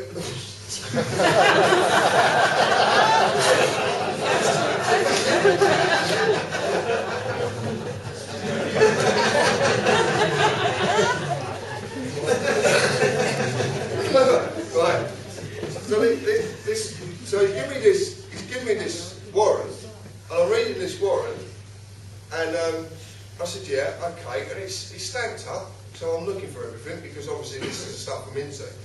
And he says, this is about a motorbike. And I went, fair enough, yeah. I said, I had my suspicions about it. I said, yeah, it's out there in the back garden. I said, has it been nicked? He said, yeah. I said, well, look, my lad's bought it in good faith, as far as I'm aware. He said, well, look, we're not worried about it. We've got the bike. You know, it's here. You've got no objections with us taking it. I said, no, obviously, if it's some lad's poor bike and it's been nicked, then I want him to have it back. You know, that's a decent thing to do. So anyway, he said, we've got a warrant to search the house. I said, well, no, you haven't. You've got a warrant to search for a bike and paraphernalia regarding the bike, and you haven't got a warrant to search for my son. And he said, well, no, we've got a warrant. I said, no. The warrant's literal, it's explicit. Look at the words. Search the bike, look for paraphernalia of the bike, i.e. gloves or a helmet. It doesn't say you can search my house for my son. So your entry to my house regarding my son is denied. You're not going in there. Very politely said it to him. He says, well, yeah, I see your point. Anyway, he says, we need a statement from you. I went, well, I don't do statements. And he instantly turned to my partner, head. Instantly, he looked at her. And she said, well, I don't really want to do it. I said, well, you don't have to do it if you don't want. We haven't done anything wrong. But if you want to make a statement, because I can't take away what she wants to do. She wants to do something, and that's down to her. It's individuality, she wants to do it. I said, but if you do a statement, I said, go and get a bit of paper from indoors and write it on a bit of paper. Oh, no, we need this special paper from out our car. You don't say things like that. So why, has it got fucking gold on it or something? Why is it so fucking special? It's only a piece of paper. Oh, no, it's got this stamp on it and that and stuff. Fuck off. Get a piece of paper, write it out on it, don't sign it and give it to him. He said, oh, no, we can't have that. We've got to have this and it's got to be signed. I said, no, it hasn't got to be signed. And I said, don't sign it. Really, seriously, if you want to sign it, but you don't have to sign it. The other copper stood grinning. He said, you know, not you, didn't you? He said, you don't have to sign it. He was absolutely honest. He realised what was going on. This bloke was trying to form my message and she has to sign this thing. He was being honest, because you don't have to sign it. And he realised, and it was really interesting, because when they called the truck to get the bike, I got talking to him. And we walked up the path in my back garden, and the patio door was open. Not once did he attempt to go into the house or anything. It was completely diffused, and all it was because I made a joke about something. I was completely honest when he said, where's the bike? I've got nothing to hide. I explained about my son. They did want to interview him, but they never bothered in the end. So I found that very, very interesting, that this would happen. And there's been a couple of... Now, another time, I opened the door. He was a little shit. And anyway, we got... Something had gone on, and he'd been involved in it, and he had actually nothing to do with it. He was done for being... What do they call it when you're... accessory after the fact. The fact he knew that it had happened, he was convicted on that. So then, the couples come to the door. There's two of them, and the woman I was talking to, I opened the door, and I didn't feel threatened or anything. I opened the door, and her attitude was awful. So I said, I don't know why you're giving me this attitude. I said, I've done nothing to you. I said, do you want to search the house? What for? Where do you want to search? Your son's bedroom. Why? We can't tell you that. I said, well, you're not going to search my house unless you tell me what you want to search for. Anyway, she started to get really uppity, and the bloke, I always remember it, his name was Lazarus. I always remember it, that was his name, and I found that really interesting. I've never heard the name. So I'm looking at his name, I'm looking at him, and he's really kind, he's really gentle. She's been a right cow. Yeah, like your missus when you've done something wrong, she really gives you that. I was actually funny, I distracted from that just for 1 second. I was talking to my 12-year-old the other day, and I actually given him the best bit of advice he could ever receive in his life. Do not fucking argue with a woman, you ain't gonna win. And you don't, you never win. You concede every time. They're too powerful, too powerful. Just don't argue. So anyway, she was nasty. She was a nasty. So, in the end, this started to get quite shirty. I was getting shirty because of her attitude. It was rubbing off on me. So, Hev come into the hallway, saw that I was getting rattled, and I've got very, very violent temper. So she saw I was getting rattled, she realised that this could get quite nasty very, very quickly, because I snapped. They call it a black Irish temper. There is no warning, there's no in-betweens, it just goes. And afterwards, I'm generally very, very upset, end up in tears because of what I've done. But I can't stop it. If it starts, I can't stop it. That's awful. So I do my damnedest now to keep it at bay. It's a fucking monster. It's awful. So this is when and funny enough, this is when I started to realise about the monsters we carry, that are real us and the monsters in us. And it's all about, so this is what it's reflecting on. Well, she's going to go up the stairs. And I said, will you do me a favour? Would you take your fucking shoes off? We can't do that. I said, well, you just walked across my drive. You might have bad on your shoes. You can walk out my fucking carpet. What are you going to do? Clean it afterwards? Because she's brought this out of me. She's giving me shit. She's going to get shit back. Anyway, this Lazarus geezer's trying to calm me down. And my missus is trying to calm me down. I said, no, this is out of order. I said, he's done nothing wrong. This is out of order. Anyway, Hev, in the end, goes upstairs with the copper, the lady copper, I'm with the male copper. And he's trying to talk to me, and he's talking down to me. Now, and he's not being He's not being respectful. Even though he's trying to be polite, he's not quite getting there. And what he's actually doing is just clicking fucking switches in me, because I'm ready to take his fucking head off his shoulders. He's gonna get it. I'm fucking furious, raging. And I can feel every ounce of the muscles in my body tensioning up, because I'm gonna go for it. So he's realised what's going on, and all of a sudden there was a switch in me. I changed, my whole demeanour changed, and I said something to him. I can't even remember what I said, but I realised I'd got inside his fucking head. And once I got inside his head, I was going to beat the fucking shit out of him inside his brain. And all he could say to me was nurture or nature, nurture or nature. And it's all he kept, and he was broken. He kept saying to it, fucking, I let rip. I said, you fucking corporate tosspot. I said, you work for a fucking company, you're a miserable excuse for a fucking human being. And a torrent of abuse come out of my mouth, because that's what happens. Yeah, I'm the antithesis of both things. I'm the ultimate in kindness, politeness, decency and respect, but I'm also a fucking monster on the other end of it. And all human beings are exactly the same. There's not one of us who's different. If we actually admit it. And if we actually look back on our lives, we can see the transition period. Yeah. The transition periods that we can actually go back and say, well, do you know what? You know when I was talking to Matey, that I was a wanker. I really shouldn't have talked to him like that. That's terrible. Do you know, I'm actually going to phone him up and say sorry. Well done. No, but it's true. And that's what I found going on in my life. Before that point, I didn't give a toss. I didn't give a fuck. I didn't care. I really didn't care. So that was amazing. So all these experiences that interesting experiences with the police, like I said, on the motorway. And so what I did is, over a period of time, is worked out that if you actually use politeness and kindness, you get further than you do if you use abruptness. Even though they're bringing the attitude to you, don't bring the attitude back. So what I've done is I've worked out, and I do this now, the more angry they get, the more polite I get, and the more kind I get. And it counteracts it. It's very, very interesting. All of a sudden, the uniform peels away, and you get to the human being inside the uniform, inside the costume, and you actually start to communicate with them on a different level. And it's like I'm absolutely 100% guarantee that we live in a fucking psychiatric ward and every human being is fucking schizophrenic. Yeah. Because of the changes that can go on in us in a split of a second that we have absolutely no fucking control over. Nothing at all. We can be sad, happy, angry, and back to fucking sad in the split of a fucking second, in the blink of an eye, with no control. Well, that is the absolute definition of schizophrenia. It really is. So I sort of worked out that it's this kind approach. It's about this kindness and all this what was going on. And there's so many incidents I remember now, and that's what I was told. A very dear friend to me once told us it's about reflection, it's about looking back, look in the mirror, see what you've become. And it was like my daughter. There's a horrific thing happened. My daughter, who lives up in Yorkshire, her mum died of heroin overdose, and it was a big shock to me. It was a big shock to her, obviously.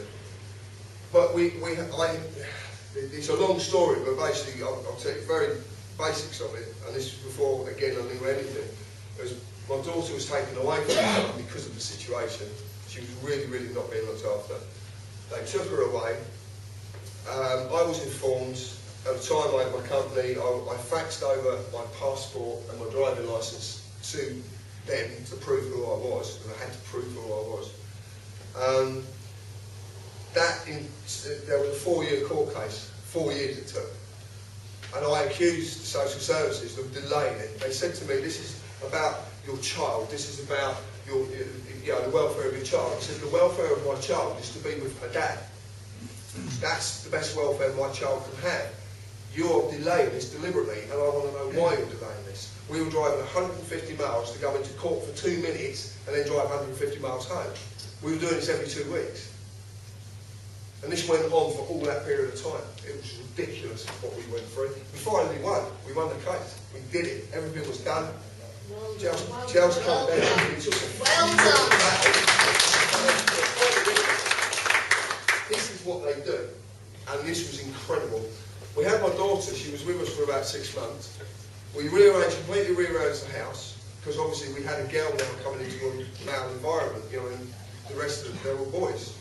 You know, so, except my other daughter, but they were all boys that lived. There was Josh and Lee, and there was Jamie at the time. So we're bringing Chelsea. Chelsea's of the age you can't put boys and girls together in the same room. So we've had to literally rearrange top half of the house, which we did. She was having, at the time, my mum was still alive, and she was having these.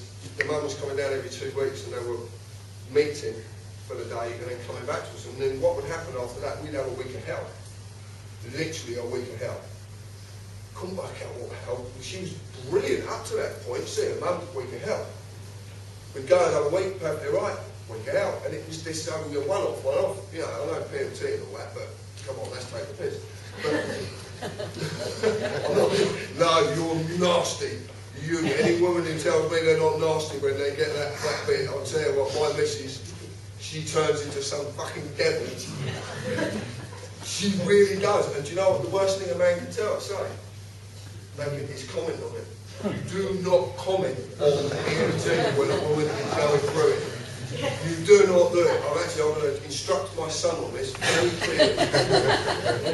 You just agree.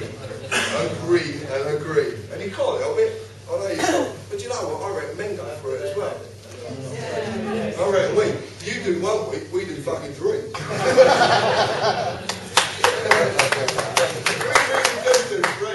I actually said this to my missus. I said, you know, there's a lot of these people say, you got blokes who've got to get... Shut up! Blokes who've got to get in touch with their feminine side. You must have heard this. They say, oh yeah, blokes have got to get in touch with their feminine side. Gay bit coming out again. Feminine side.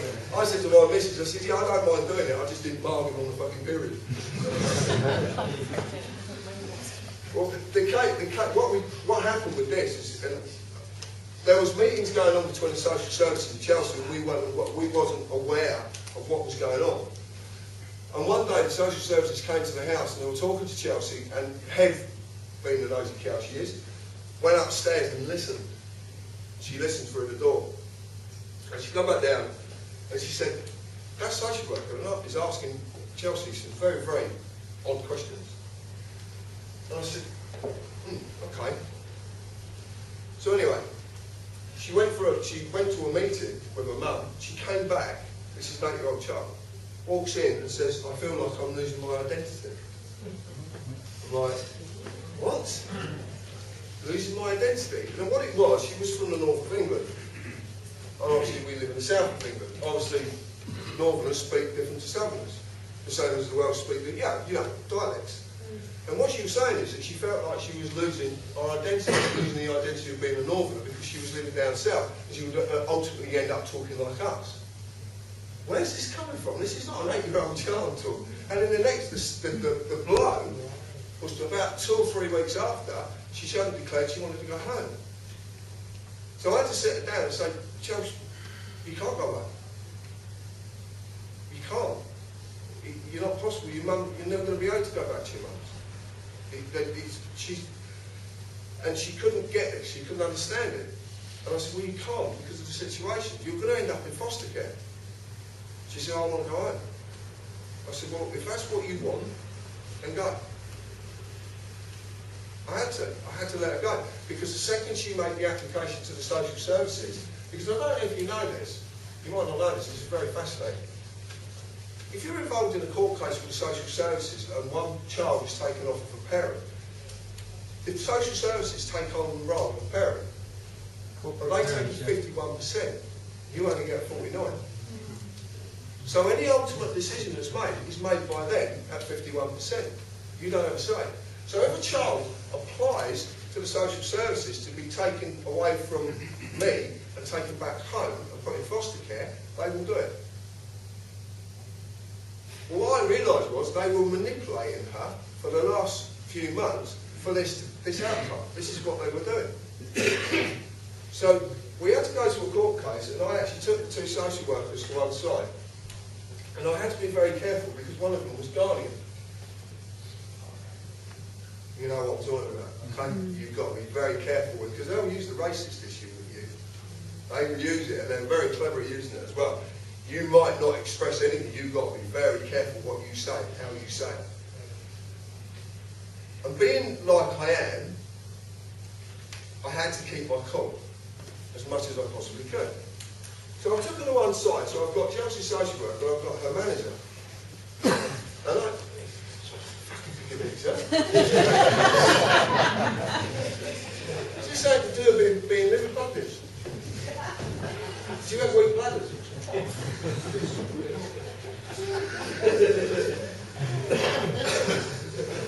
Lucky I like it.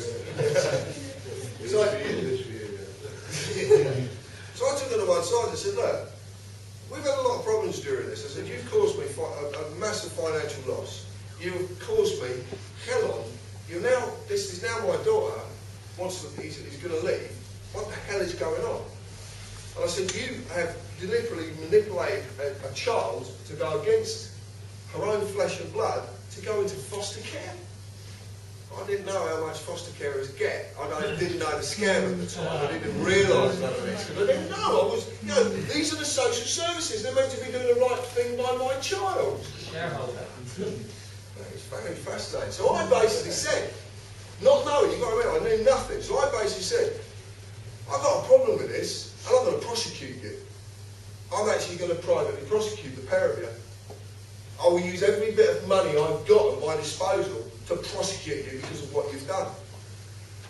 And the really interesting thing is, because the manager smiled at me and said, you can't. We're immune from prosecution. What? And what she said is, you have to take the social services as a corporation whole, and you can't take an individual.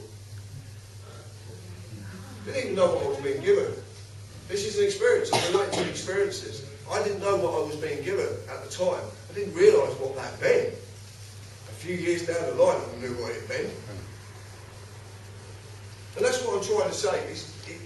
Where I am now is by reflection, by looking back at my life experiences and realising what I picked up on the way, but didn't realise I'd picked up. Yeah, I'll give you an example. I love motorbikes. And I had a KTM 125 motocross that had been put on the road. And in the daytime, I met MOT, so the lights don't have to work, as long as you've got another plate, it's fine. I'd rebuilt it. It blew up. It blew up while I was on it, which was even more, it was brilliant actually. So, and then all of a sudden the back wheel locks up. Really funny, yeah. No, because it takes you by shock when it happens and you wonder what the hell's going on. And what it done, the big end bearing had seized, the whole thing just locked up. Anyway, I rebuilt it, stuck a tank on it, stuck a seat on it, it's got no side panels, nothing, it's literally a skeleton. So I jumped on it, didn't even fix the seat down, started it up, and she's going on. I'm insured for it, so it's not a problem. I'm insured for anything. So jumps on it, bang, like that, goes out the drive, round the drive, all the way up, and goes down the drive, all of a sudden, whoop, behind me. Fuck's sake, just my luck. I'm test driving it, I'll get a pull, it's got no tax. I knew it ain't got no tax. So I'm on the bike, and I'm sat on the bike, I won't get off the bike.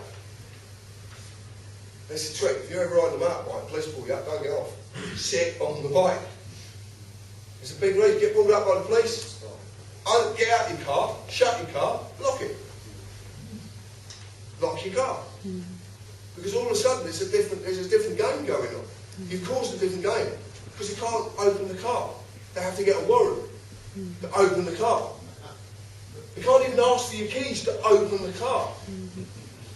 If you get caught, you know, on a mobile phone, if you're talking on a mobile phone, they cannot take your phone off you and look at the mobile phone.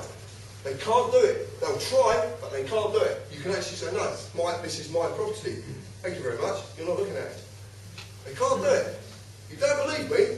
Go and read up on their own websites. Because they tell you this. You just don't go and look. They tell you all about this. So I was sat on the bike, and I says to mate, come on. I said, look, I live around the corner. He said, well, we flashed it. There's no insurance, there's no tax. I said, it is insured. I said, I am insured to drive anything. It's insured. So anything I get on is insured. So it's not that, it's me. I carry the insurance. Anything that I touch, I ride, drive, is insured. No, I'm not having that. I said, well, you better radio the station.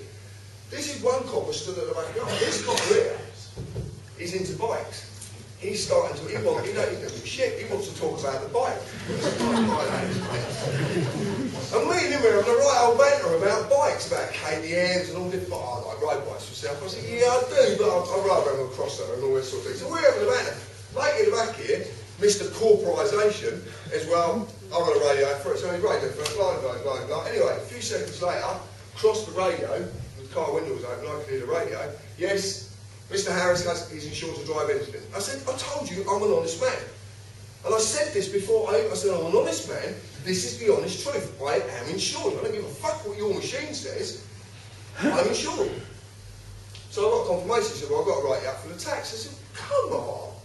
I said, I've been honest about the insurance, I've been honest, I've just rebuilt it, I'm just trying it around a lot and I'll take it home and then I'll get it taxed. It's only 15 quid at the end of the day. He said, no mate, machine's caught you. Now the machine, what? Machine's caught me? If that machine flattens you, I've got to write you up. I went, whoa, you're meant to carry discretion, aren't you?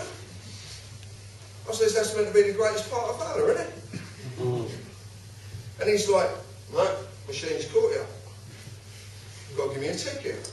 60 quid. Ticket. I said, yeah, alright, give us it. Alright. He said, you're not going to pay? No, not going to pay. Alright, okay. Anyway, I got a bit cocky then. So, they pissed off. I started the bike up. Off and gone. It was quite a few months after, I get a reminder, excuse me, another reminder pin, it's gone to 90 quid. And this morning, I opens the door, and there's a lady stood there, and she's caught bailiff.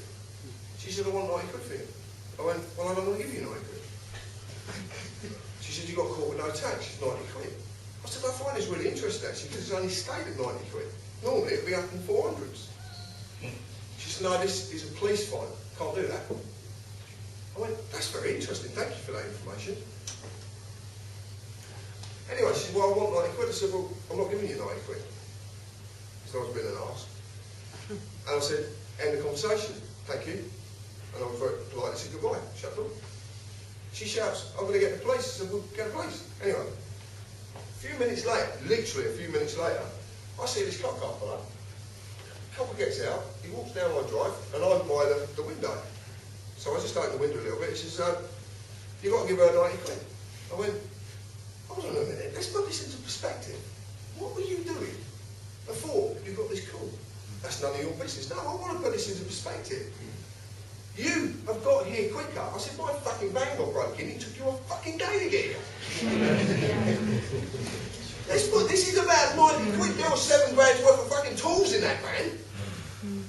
Well, didn't want to know. He does. He's an automaton. Completely emotionless. I said, look, mate, this is between me and the court and not you. Oh, no. We've got to enforce this because you were given it by the police. Thank you very much for that bit of information. He says, right.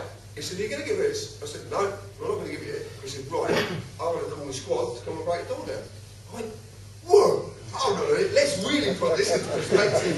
For fuck's sake. I said, one, if you break my door down, you've got to pay for it. He went, no, that's where you're wrong. He said, if I break your door down and you're inside, you have to pay. If I break the door down and you're not inside, we have to pay. I said, well, you go to the door, I'll run out the outside. I'll run that way, I'll go the back door. Then I'm not in the house, you've got to pay. And he didn't like that, because that started, because I was making a joke out of it. I said, right, no, let's really put this into perspective. How many men are coming? Right, you know, you're not entitled to it. No, how many of this crew are going to break my door down? And he wouldn't answer, so I said, well, let's say there's 4. So you've got 4 lots of wages, the vehicle they're coming in, the petrol or the diesel for the vehicle they're coming in, you've got your wages, your partner's wages, the vehicle you come in, you're only going to get 90 quid, you thick cunt! And I nearly started to get vile, sorry, don't like that word. But it's not so much interested about that word. You worry more about that word than you do fucking poverty. We are. We're more bothered about this, that word.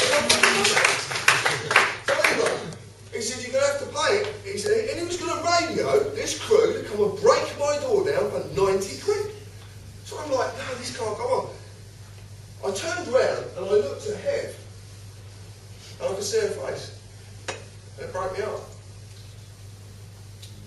I suddenly realised what I was doing. So I went round and I opened the door and said, yeah, come in. I said, mate, I don't want to pay. He said, well, you're under arrest. I said, yeah, okay, no worries, I'm not going to cause you any problems. I had shorts on and whatnot. I said, can I just go and get some decent clothes on? And I come in. As I was walking upstairs, and this is most interesting, I walked through the bedroom door and he was about to follow me. I said, whoa, whoa, whoa, whoa. I said, I ain't going nowhere, mate. No, I've got to go. I said, mate, stand there. I said, I'd like to get dressed in privacy. Please? And the second I said please, he reacted and he stayed there. So I shut the door, I had 130 quid in the drawer, and that's all we had. That was for food, everything, £130. And something inside me said, pay. Just said, pay it. And the image of Hev's face and what I was doing there. So I opened the drawer and I took 90 quid out and left the 30 quid that was there. I walked out and said, mate, I'll pay it, don't worry about it. I said, look, I want you to know this. I want you to know that you are now taking food from my children's mouths. Yes. And he said, I don't give a fuck, it's the law. It broke me. I was broken. At that point, I just wandered down the stairs. The lady went to walk in the house, said, no, I'll come out with you. I put the money in her hand. She gave me a receipt. I wouldn't take the receipt at first. She said, have the receipt. And she could see how broken I was. I took the receipt, I went back in the house, went back on the settee and cried like a baby. Not because of what they'd done, but the fact that I looked round at my partner and seen her face and what I was putting her through, just because I was going to make a point. And it was wrong, what I was doing. It was wrong. And that's where a big change in me happens, because when I went through it, I suddenly realised there must be another way to do this. There must be another way to solve the issues that the world face without having to do what you suggested earlier. You know, I see where you're coming from. I've been there. I've fought these bastards tooth and nail. I have. Do you know how fucking close I've gone to going down Westminster? Tell you are looking at the fucking prime example of a terrorist, because I blow the bastards up. I would Semtex them. I'd have them all out. I wouldn't hurt anybody. I would never hurt a human being. I try not to. I've done too much of that in my life. But I would Semtex that building in a blink of an eye. And every fucking church, synagogue, Masonic lodge, anything.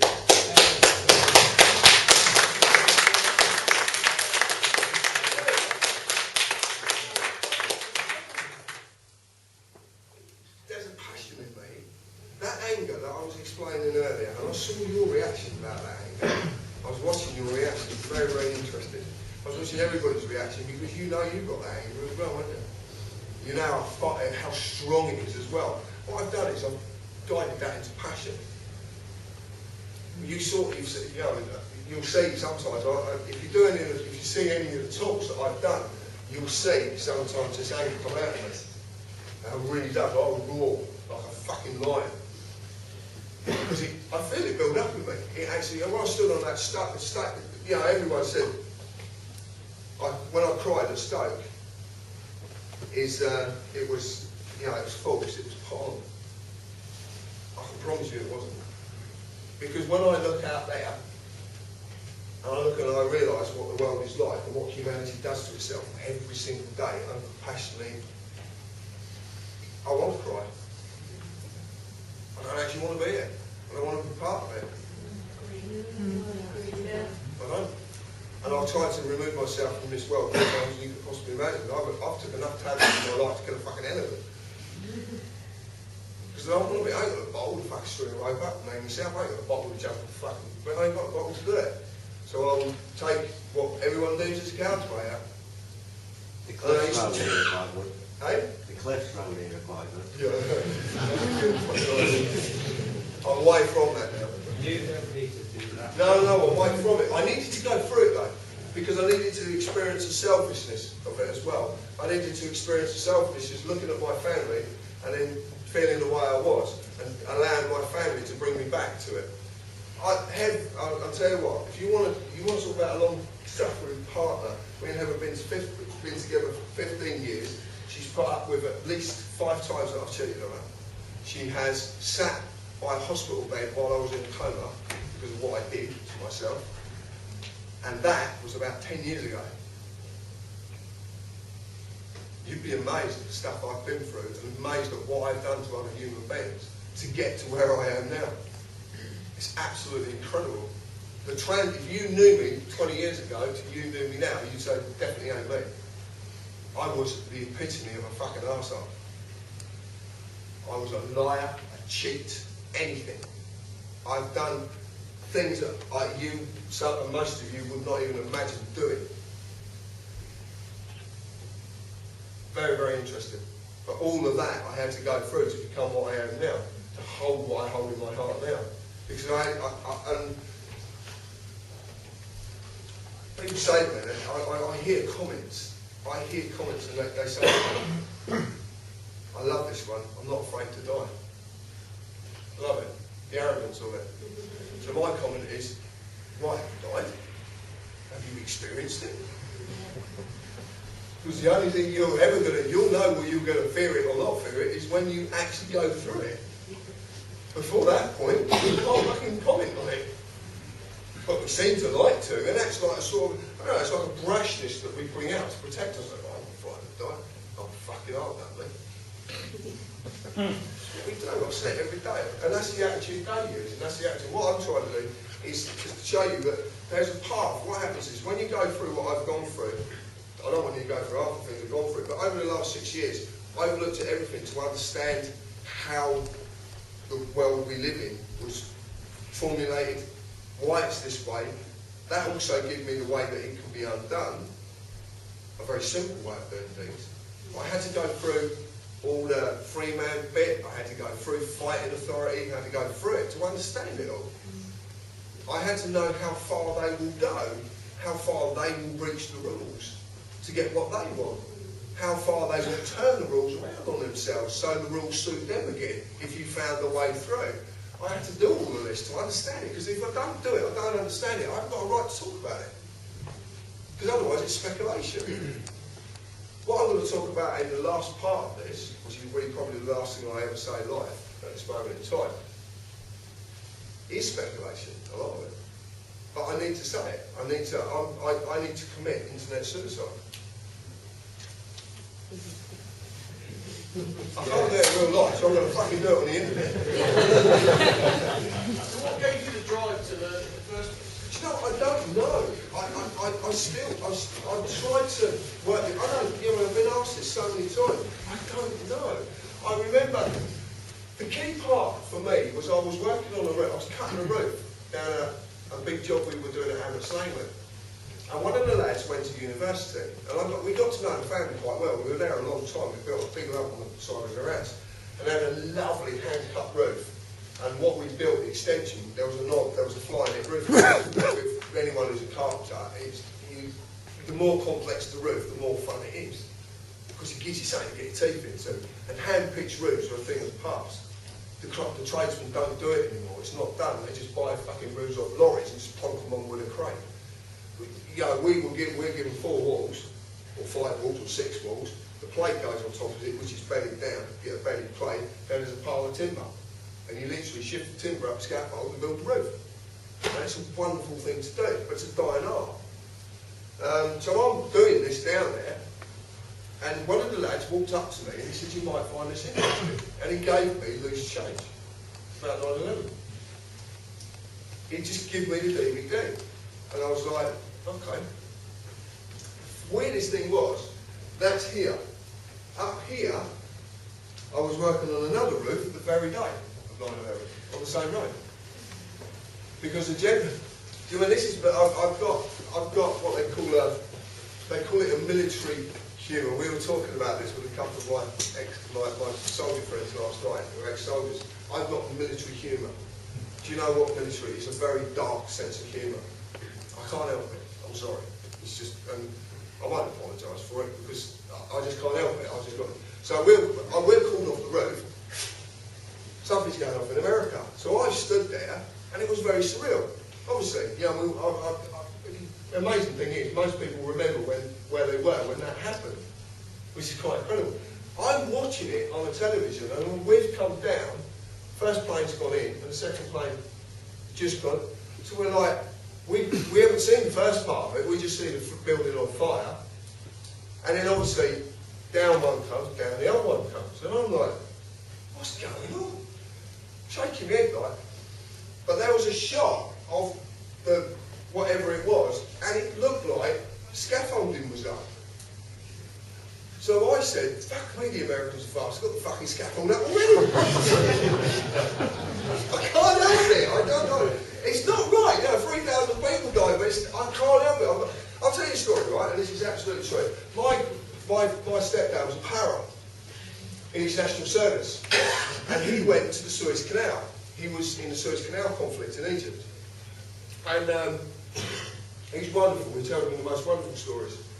And he said they were out there, and if someone dies, they have to bury them the same day because of the heat. There's nowhere to keep them because they're basically living in tents. So anyway, he said there was a card game between this sergeant called McGee, a cook, and a couple of others. They sat around playing cards, and they're drinking copious amounts of alcohol. Sergeant McGee accused the cook of cheating, pulled out his service pistol, and shot him dead. It happens. You know, these things happen because, you know, you imagine the stresses and strains these soldiers are under, the shit that they go through. They've had a few beers, out comes a gun, solve the fucking problem. This stuff really does go on. And it's horrific. But what he told me was this: outside the mess, there was a chalkboard that they would write the menu on. The day after, it said, please don't shoot the cooks, they're doing the best they can.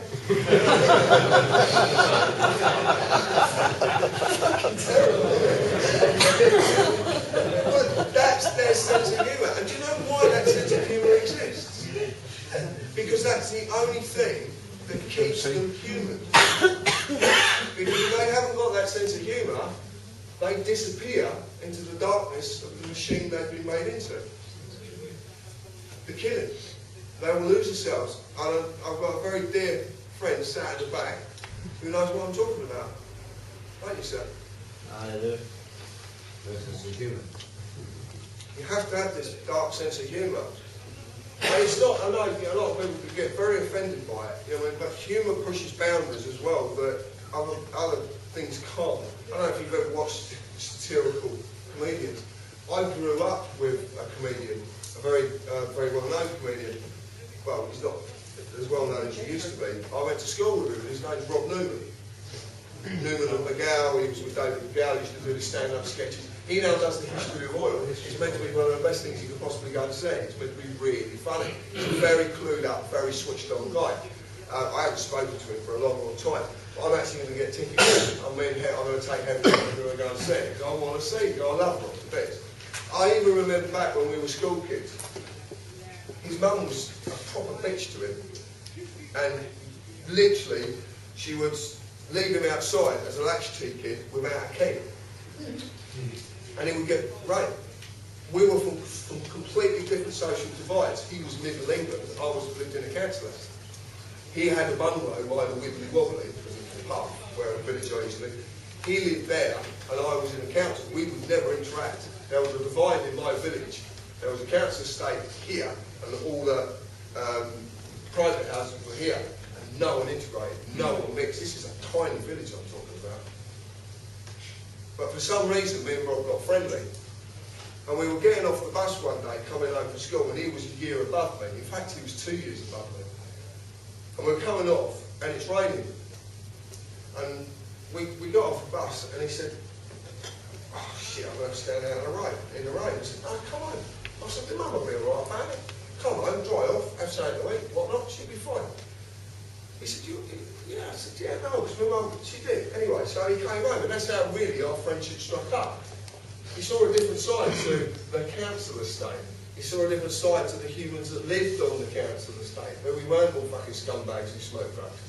You know, or cannabis, or whatever. Cannabis is not a drug, by the way. No. Not a drug. Drug is defined by chemical compounds created in a laboratory. Hemp is fucking grown. So, if anyone says you're a drug user because you smoke cannabis, yeah, exactly. Yeah, very well done.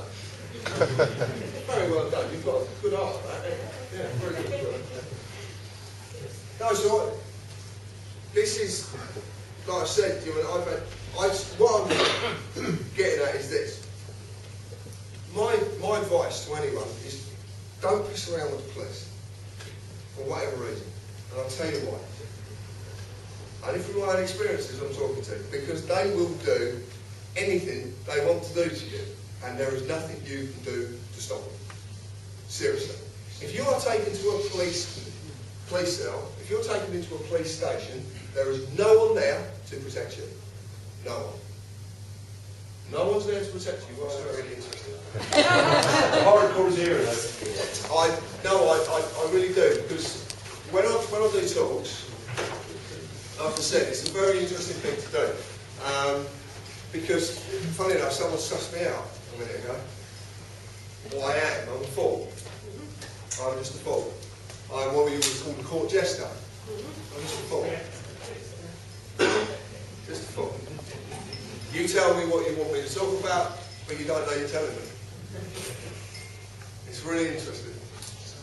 It's not coffee. Yes, it's nice. Should I get a cup of tea? I'll pay for it. I love this. You know, you told me that before, I should take this thing. It's not my time. Right. No, what I've done, I always find it very interesting because it's the last group that are left that are the most important.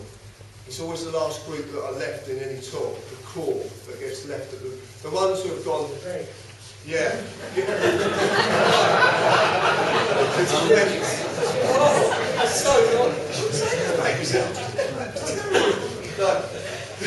I think the others came for a bit of an illusion. That was it. What they want is they want to know how to get off of stuff and bits and pieces like that. You know, and I've had a joke with all the audiences right across. What I do is I put Nigeria. Oh, did you? He didn't get it, did he? No, he didn't get it. He didn't get it, did he, at all? No, it was really funny. Yeah. I am outrageous. I can't help it. It's part of my makeup. I'm quite outrageous. I was having a giggle with the audiences, and what I was doing is just before the breaks, I was actually telling them, get your pens and papers out, I'm going to tell you how to get off council tax. Right? And I really deadly serious, and they scramble for pen and papers. This is so funny.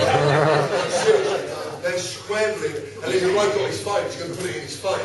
So I'm driving them, but really getting them, building them up, wait to the right last minute, say, right, here we go, I want you to write this down. Are you ready? You're going to have to write these words down. And they're building up, and say, right, this is how you get off council tax. Tell them to fuck off.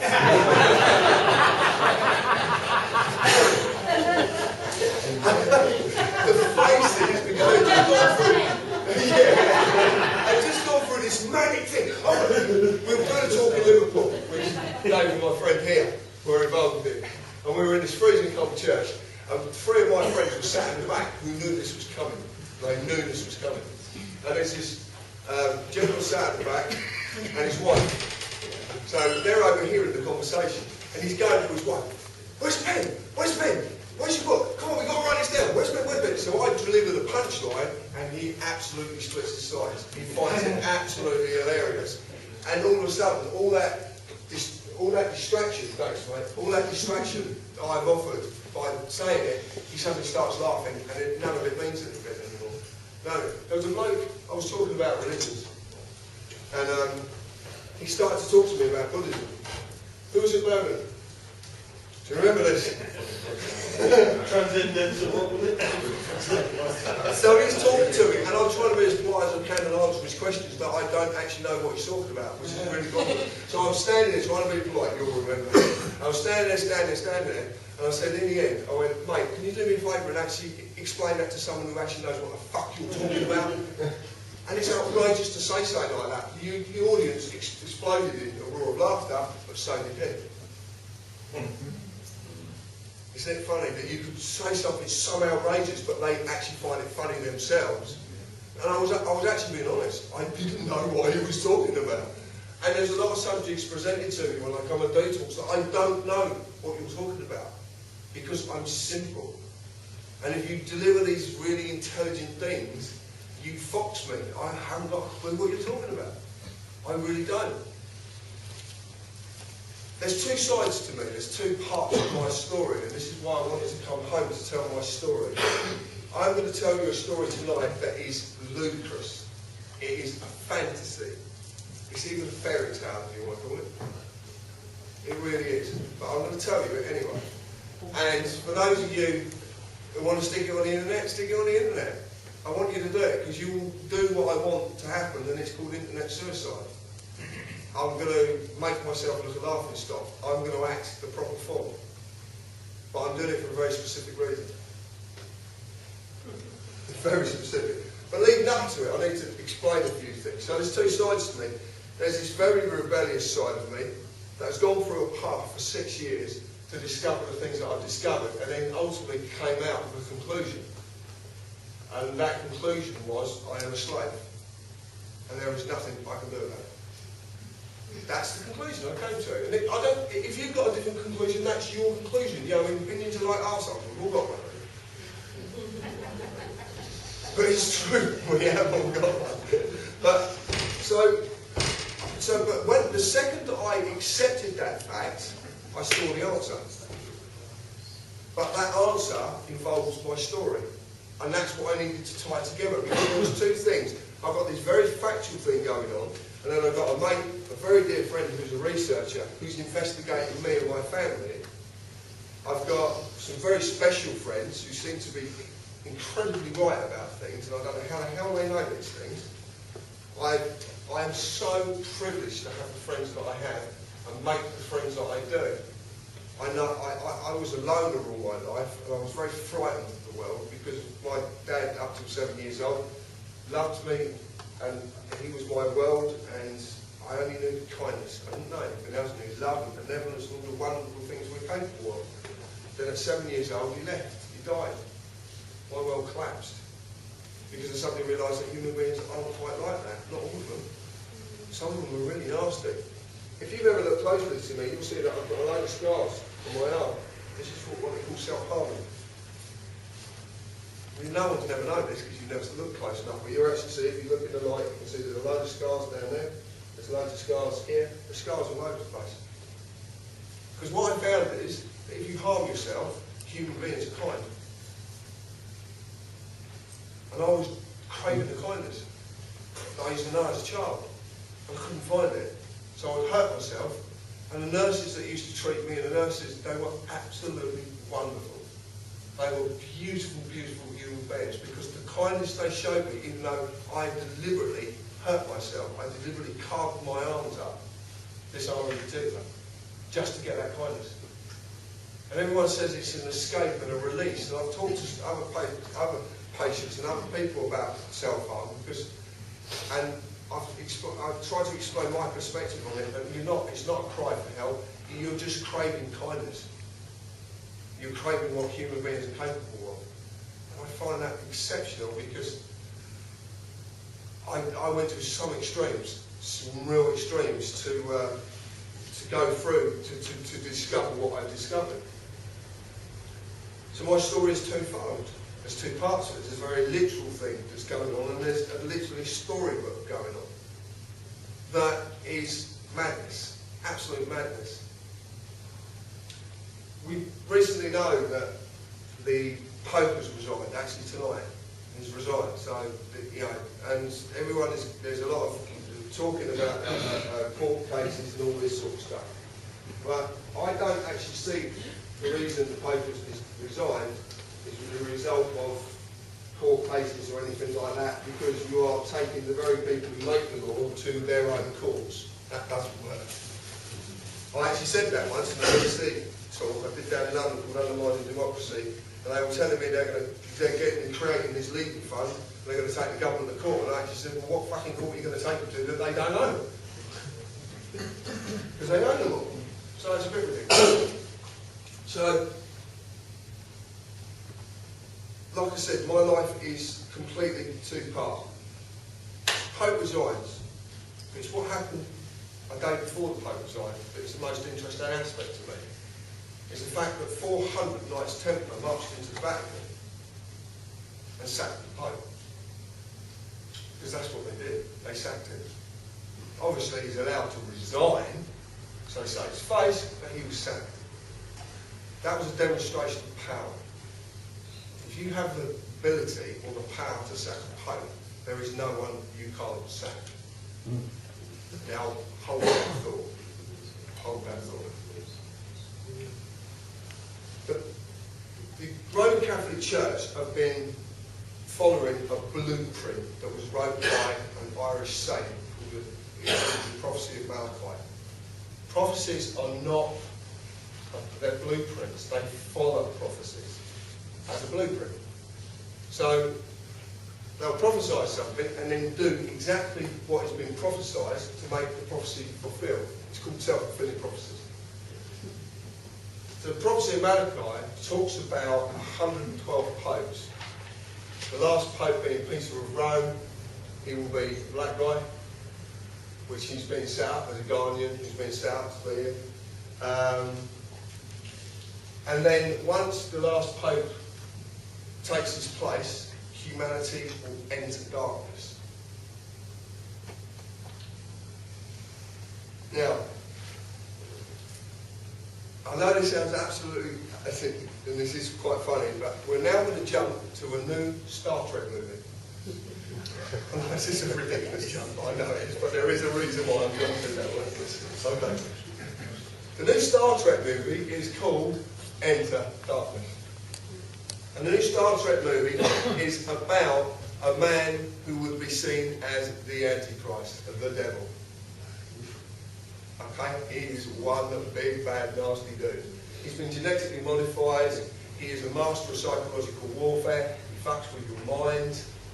He's a one-man weapon of mass destruction. He takes over the political federation and destroys it from the inside out. He becomes the big bad boss and ends up ruling the world. You're wondering where the hell I'm going with this. Don't worry, you'll get it. He says something in the film, which is very fascinating. He says, you believe, sorry, I can't remember the actual lines, I'm paraphrasing, I can't even remember it exactly. But what he says in the film is, you believe the world is safe. It is just an illusion. A comforting lie told to protect you. I am back and I will have my vengeance. Guess what his name is? John Harrison. It's called demonisation, demonising my name. Now you can say, yeah, right, okay. But I can say that because it could be happening. Whether it is happening or not is immaterial. And the reason I've told you that is because what I'm about to tell you is even more ludicrous. Really ludicrous. In 1966, between the 1st of August and the 2nd of August, just as the clock ticked, 2 children were born over there. The only 2 children to ever be born. 2 twins. My brother was the older one, and I was the second child born. I was born to a mother who is French, and was a Carmelite nun who hadn't taken her vows. She was a novice. My father, or my dad, was a Templar. My mother was also a Templar. They were Order of St. John of Jerusalem and also Order of John of Mount.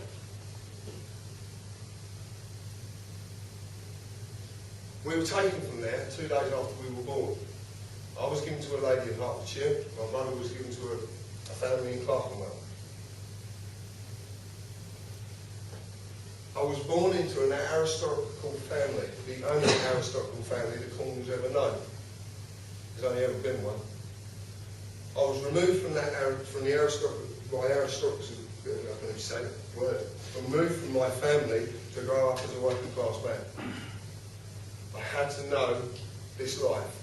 I had to know all the things that I would be affected by the monsters that control the world outside.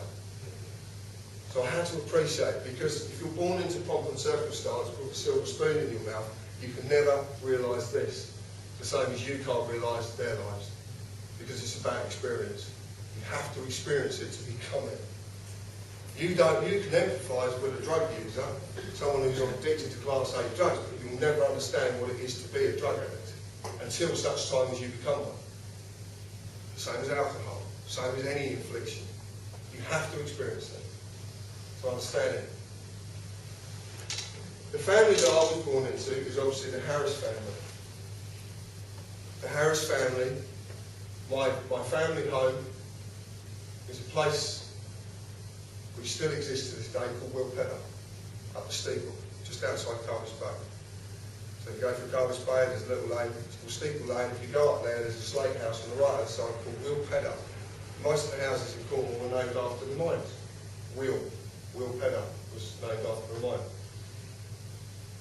When my dad died, I was 7 years old, my dad was 62.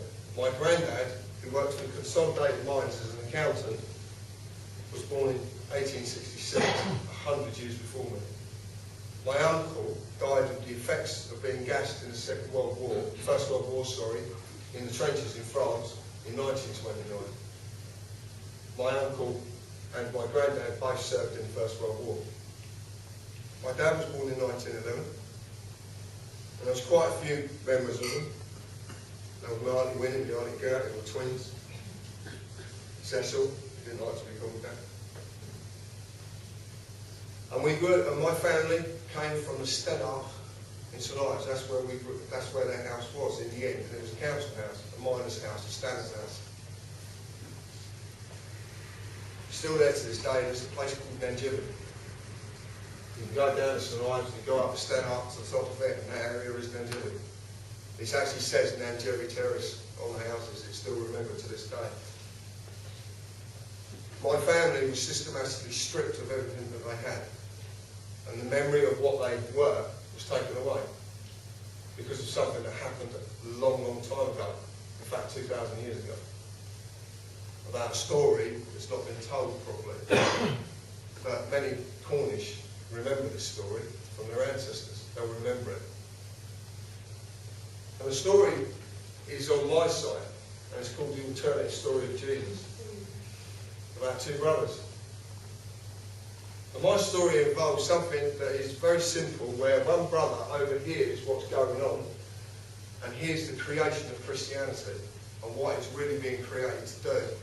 A control system that is going to control, in the end, will control practically the known world.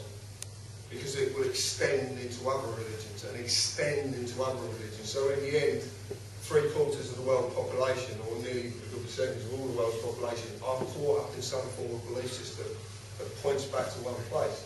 He didn't like what he was hearing, so he left, and he came here, up onto there. And he was taken from there, and the 200 that surrounded him, up on that hillside up there, and he's apt that I tell you this story tonight, and then lights are off on that place. It's a promise. Pardon? It is a promise. So up on that hillside, 200 men, women and children, majority were women and children, were murdered. They were massacred because they wanted to be near this man. Because of the truth he was telling. He was talking of truth. He was speaking out against what was being created. He was dissing the Jesus story. Because he knew it was lies. In this day and age, he'd have probably been locked off by MI5. Because that's generally what they do. The story is, I was born on that island, and taken away from that island, and had to live the life I've led to be able to do the job that I'm about to do. Because my job is to create a world of equality. My job is to create a world where we all live equally, where we take from the rich, we give back to the poor, and we create equal balance. This story is so involved, there is so much about this story, but what I'm trying to demonstrate is I could never work out how the hell any of this would be possible until I saw the Templar sack a Pope. And then I realised if they can sack a Pope, they can sack anybody. And there is only one position that actually needs to be sacked, and that's the Queen. She needs to be sacked because she hasn't done the job.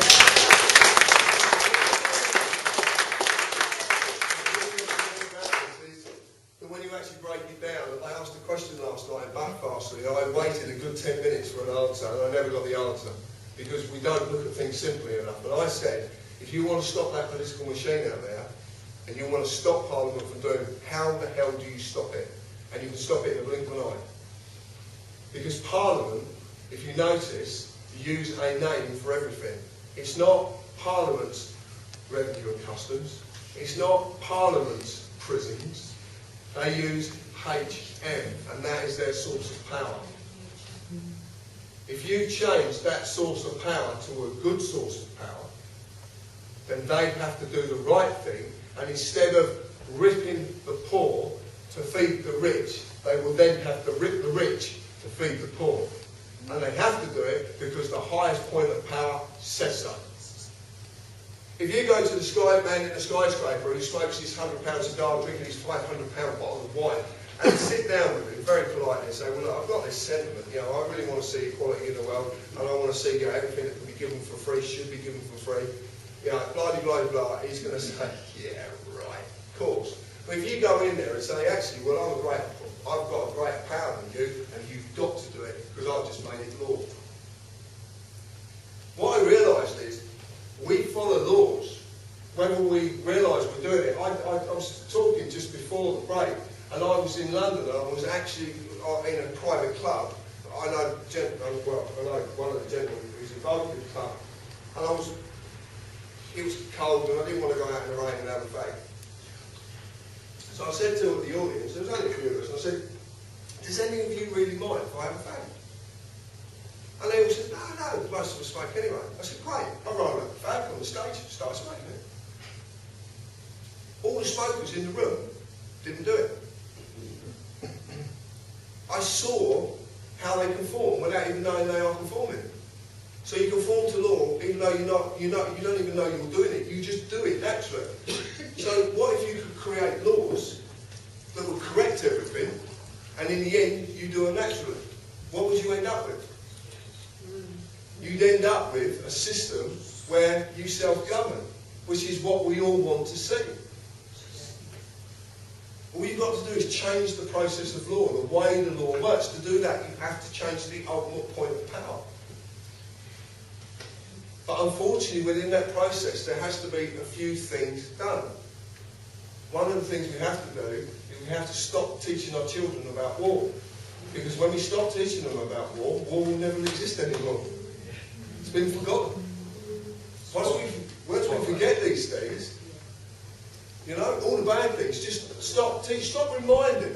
Human beings have this incredible ability to forget things if we're given a chance to forget it. And that's why we have Remembrance Day. That's why we have the films come out. That's why we've got the video games. That's why we've got the books, the plays, whatever we've got that repeats and reminds us. It reminds us of all this stuff. Because if they don't remind us, we would forget. We have that ability to forget. There's no why history repeats itself. Exactly.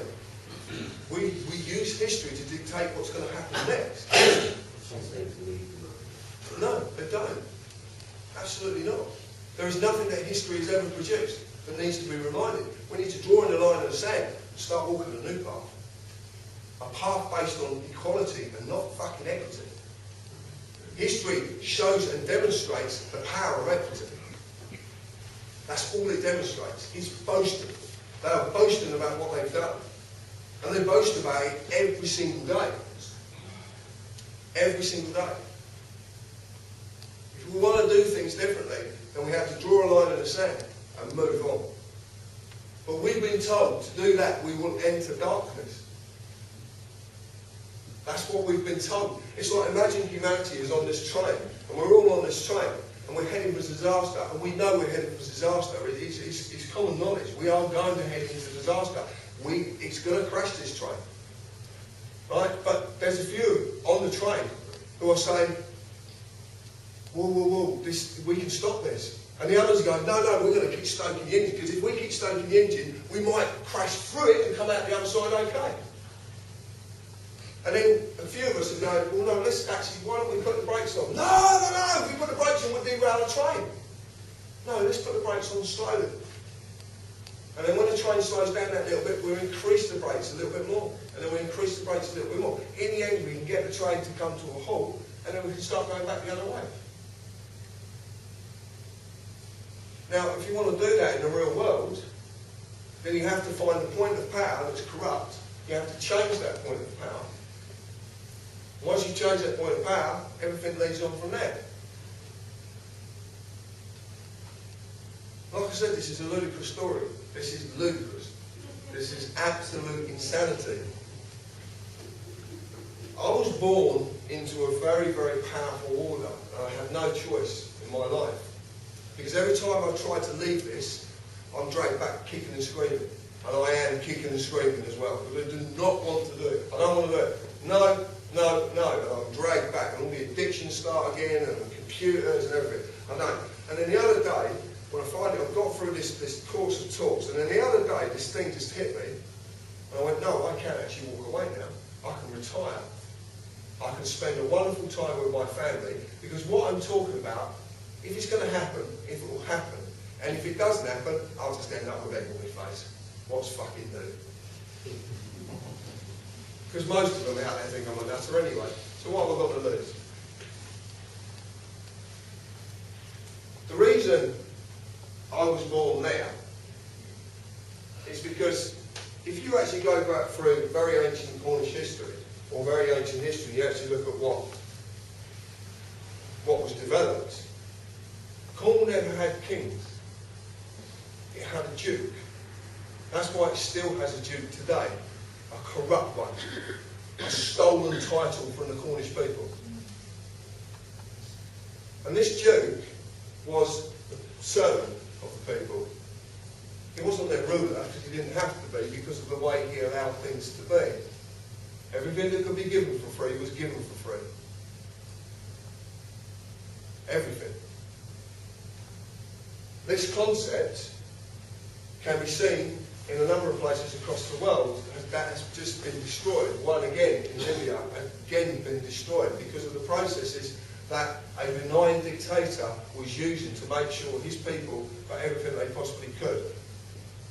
And they destroy it because it's not a democracy machine. It doesn't rely on religion and education and law. It's not the machine. It's not the Holy Ghost. It's not. It's just the whole thing. Now, if you take the processes, how would you like to have free public transport? But you can. How would you like to live in your houses free of charge? How would you like to wake up tomorrow morning and no matter what house you live in, it's yours? It's yours. There's no mortgage. No council owns it. It becomes yours. Instantly. There's no debt on it. No one can ever take it from you either. You go out and you want to go somewhere and there's a bus. And you can jump on the bus and you can go on a bus. Right, let's say, for argument's sake, someone comes along and says, well look, you know this road tax lot? Well, we're actually going to stop corrupt people building our roads and earning fortunes off of building our roads, and we'll actually do it sensibly, and it actually equates to about £2 a week. Would you pay that £2? What if it come along and said, well actually this income tax lot, we actually only need like £3 of you? Would you pay that £3? You know, the health service. You take all the corrupt managers out of the health service and then you stick matrons back on wards to make sure the wards are clean.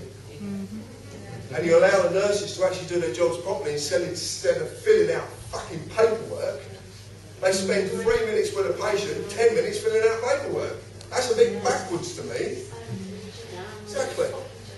Right, but what if someone come along and says, no, you can actually do your job properly? Exactly. Exactly. And the nurse is given the time to spend with the patient who is in pain, who is feeling they need comforting. That's what the nurse is there for, not just to treat their illness, but to comfort them and help them through this transition that the illness is going to create in them.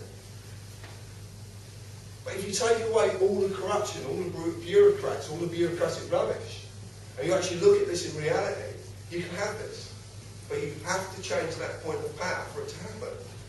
Because while that exists, as it is, they exist as they are, and they will only do what they are doing. They will never change until someone comes along and says, you have to do it, because that's the law. And if they don't want to do it, they're sacked, and one of you takes their place.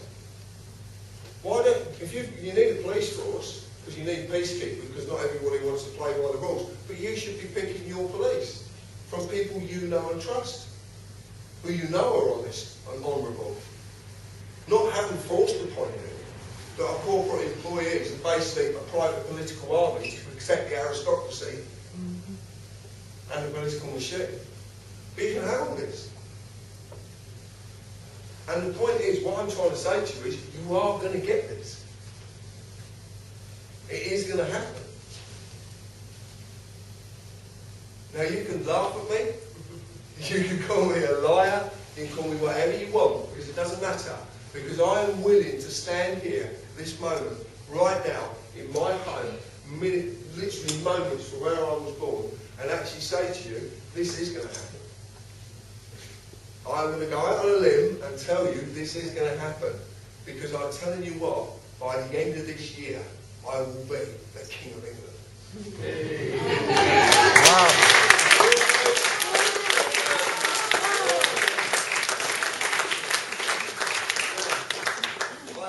David Icke to myself. What's your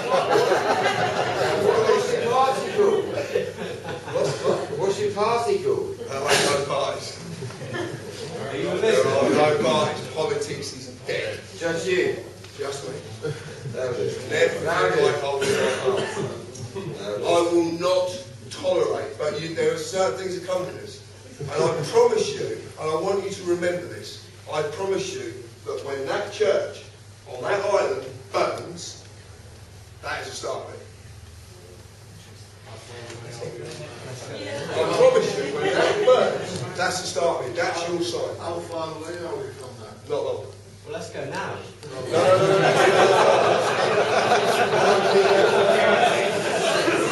I always imagine this. I'm doing a talk, and all of a sudden everybody's going, "Ah!" He smashed everything. No!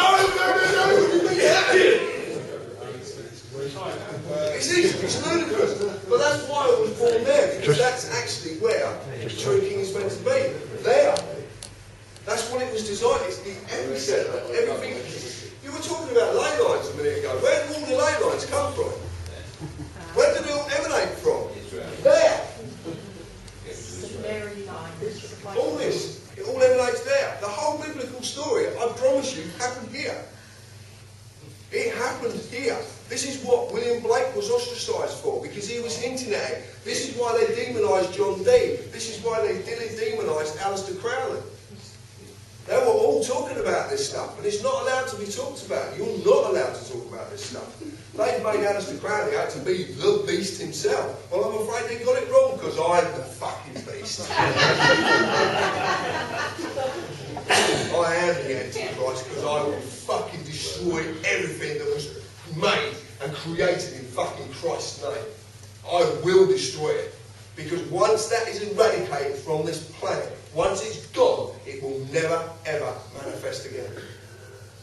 Because that is the only thing that keeps you living as you should be living.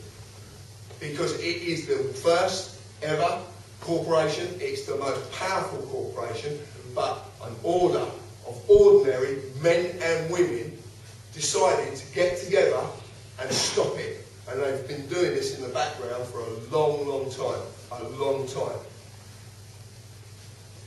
John, just say it happened and like you took over England, what would happen to the Scottish people? Are you allowed to come? This is interesting. What What I would do is, I'll tell you what I'll do. This is what I'll do. I'm going to take away the Welsh border. I'm going to take away the Scottish border. Ireland can be on its own anyway, because we should have fuck all to do with it. Right? Take away the Cornish border. I'm not being... No, I'll take away the Cornish border. Oh. Listen. I love it. Right? It's not too far. Step in the right direction. Yeah. And I will create the People's United Community in real life. An island of people united. No division through legal definitions of land. No division. We are one people of an island. It's about fucking time we realise it. They call it the political map, and it's got to go. We can't deny this fact. We've been segregated. I go to Wales, and I go and talk in Wales and say, right, first thing I want to say to you is, Edward I come up here and he give you a good fucking. I had nothing to do with it, so don't fucking hold it against me. It was 900 years ago. Nothing to do with me, so don't hold it against me. It's ridiculous. The English go and do what they do to William Wallace. I wasn't involved in it, so don't fucking blame me for it. It's ridiculous, these fucking things we hold on to. The past. History. War. Look what it holds. It creates division. That division is held to this day. You've just proved that by that comment. Them comments. Hello. Oh no, I didn't mean it like that. I wasn't being... The go. That's all right. Just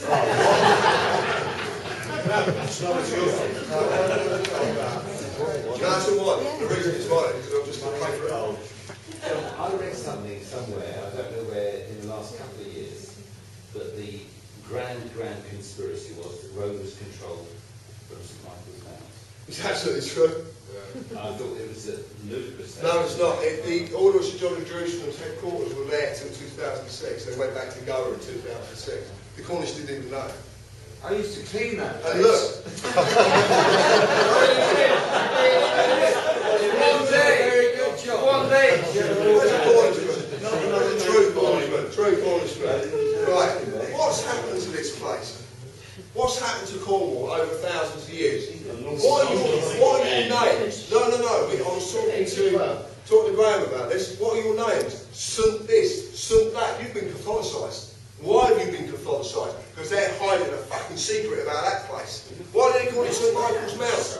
St Michael's Mount. Is it fuck? What do the Cornish call it? The Mount. We call it the Mount. I call it Saint. Well, you call it what you want. So we know it. They Catholicise. Why did they Catholicise? Go to the rest of England. Go to Wales. Wales has been Catholicised as well. Ictus and Carlos is Greek. That's not a very nice thing to say. That's the name for that mountain. Like to fuck away. Ictus and Carlos. That was the mount. And the forest that like that. That's it. Yeah, it went down. That's all I have to say. Oh. No, it's interesting. I've thrown something cup that is completely ludicrous. And you're not laughing at me or calling me a fucking idiot or stuff like that. It's really bizarre. You know, you would expect that, wouldn't you? Someone comes out and says the things, the outrageous things that I've just said. We all know you're an idiot. If they ever come after me saying, well, I didn't tell them I'm the ex-patient of a fucking mental hospital. It's true. No, but it's true. But that's why this place was Catholicised, to hide the stories. That's why they did it deliberately. They had to mask everything. They had to hide everything away. Is that why St. Piran landed here? Again, St. Piran. I mean, how many of these can you play? I was walking past, driving past a signpost, and nearly every name was something. I'm like, you're having a fucking laugh. What's the matter with you? But it's so fascinating. And the Templar, what I understand from the information that I've received, and I don't know if you know anything about the way the Templar practices, and it's really interesting. So I just don't want to exclude you, darling, because it's that there. You probably do want to be excluded right at this minute. The point is, the Templars created banking, they created usury, they created credit systems, they created accounting. They then gave it to the church to use. But what the church didn't realise, they were skimming off the top. You don't create a system and not with the process of you being able to skim off the top. So what the world population of gold and monetary, because you don't ever put the monetary side into it, because the monetary side is all false. All bits of papers are just fucking little bits of metal with gold in your pocket, and the other bits are neutrons on screens. What really holds value is gold. Gold is the key thing. No, in this world it does. You can shake your head as much as you want. Tin. No. Tin. Tin's not a valuable commodity in the world. Go and have another bit. Right, no, I'm sorry, you looked at me and right. But gold is the most, it is recognised as being the most tradable, valuable commodity on the planet. What the Templar have been doing is skimming off the top. What the world has in gold revenues is about 5% of what the Templar have. What happens when the Templar were disbanded? Anyone know the story about what happened when they were disbanded? They were outlaws, weren't they? And they became pirates. That's where what the word This is Skull and crossbones. Skull and crossbones is a sign of a master mason. Double skull and crossbones is a Templar. But the Templar, would you know where the Templar, how they came about? They were just normal, everyday tradesmen and working men. And they controlled the world's money because they had to check it for them. Exactly. And that's where you get the chance for the check it from. What happens is they've got all this money, but now that is going to be brought back. You've all heard about New World Order, haven't you? Yeah. Right, okay, well it's not a bad thing, it's actually a very good thing. Now you're really going to find this puzzling, but there will be a one world currency, just one currency. It's coming, definitely coming, and there will be sort of a one world government. Because you don't realise how many countries this place controls. We control 3/4 of the world's population. But the Rothschilds control the money in this country. Do they fuck? Do they fuck? They're puppets in a fucking chain who spend 20 hours a fucking day protecting their wealth. Because they're frightened some fucker's going to take it away from them. How do I know that? Because I've had dinner with one. Who paid? This is what they do. I like it. No, they made the dinner actually, which is even more fascinating. But they do. They spend 20 hours a day. They're nothing. They're puppets in a chain. They seriously are nothing. They were given. My partner's family came from, were given a part of Buckinghamshire for helping William the Conqueror conquer England. Her name is Fawkes, which is a derivative of Fawkes. She, her top of her family tree up to the 17th century is Captain James Cook. She's got a hell of linkage all the way through. I call her a traitor. But, because that's me, I can't help it, she's a traitor, but I find it funny that... What does she call you? Deluded, you name it. I get called everything. No, she doesn't. She's a warrior. You don't mess with my missus. I don't mess with my missus. She is. If you wanted to see an image of Boudica, that's my missus. In fact, that's every woman. Yeah. Did you know, if you actually go back through history and you do, if you actually look at subject matter, you actually find that the most fiercest warriors in the world were women. They were women. Absolutely incredible. You are one vicious breed when you really want to get going. I wasn't. No, I could actually. Yeah, you can emphasise that kind of thing that I wouldn't do. Yeah. Huh? Yes, that's what feminists like. It's there. I can't help it. It's going to come out. It's part of me, and they come out whenever they want to do. You notice the little boy come out earlier and use a very naughty word, but accordingly. But no, I wanted to do this. I wanted to do it here. I wanted to explain my story, and there is ludicrous parts to this story, including the necklace I wear around my neck, which is absolutely it just doesn't make any sense whatsoever. It's bizarre, the whole thing. But ultimately, it's led me to this conclusion. And the thing is, I made an oath. And I don't know why I'm making an oath too, because I don't do all the entity bit, and I don't do all the gods and devils and all that. Because to me, the whole process that's going on is within us both. Anyway, we've all got good and bad. It's like a battle, it's an internal battle. So that's why it's just like sort of an allegory of that. But I came to this conclusion, and I stood in my garden one night, and I was just having a fag, and I stood up, and I just said, I don't know what the fuck you are, I don't know where you are, but look, whatever you need me to do, just show me how to do it. Whatever it is, just do it. I'll go along with it. I'll surrender. And I just surrendered, I just go along with it. And I've had communications in the bath as well.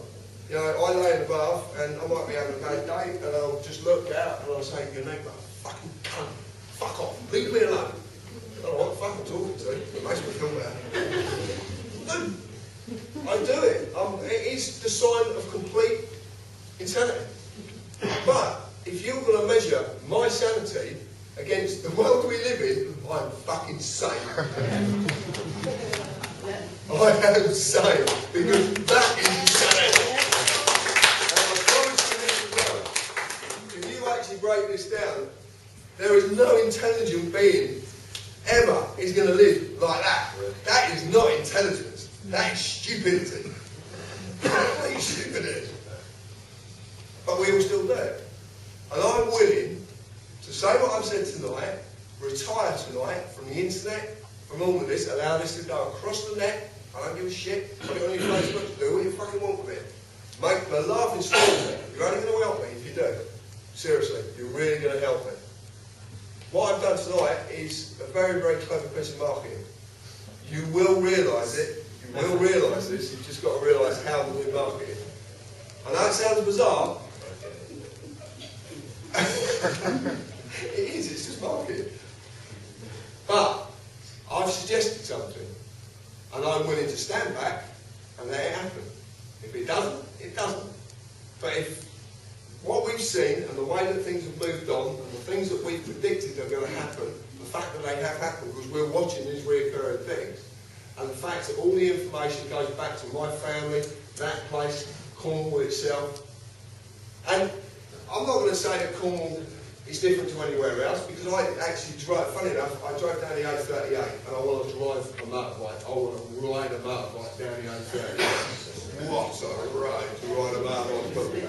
Oh, I loved it. It's in the morning sweeping. But you sweep down this big hill, and as you come around this hill, you've got this massive hillside on your right-hand side full of pine trees. You've got this side here, it's all got pine trees. You could be in Wales, you could be in Scotland. It's exactly the same. Honestly, Commissioner. Yeah. But if you drive around this island, if you've had the pleasure to drive around this island, you will see remarkable resemblances. So if the places resemble each other, why can't the people? It's really simple, isn't it? It is really simple. Now, I've made a complete dick of myself, right?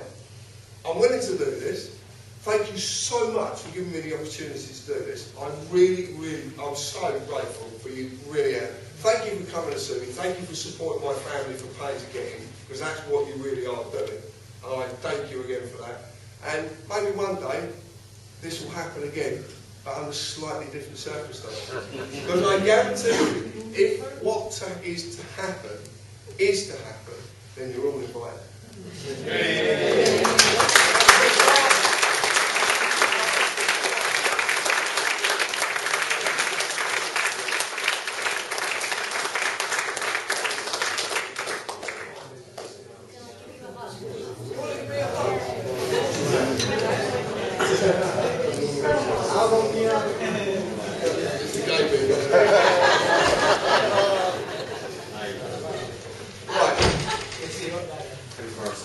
How much longer are you going to hang around for?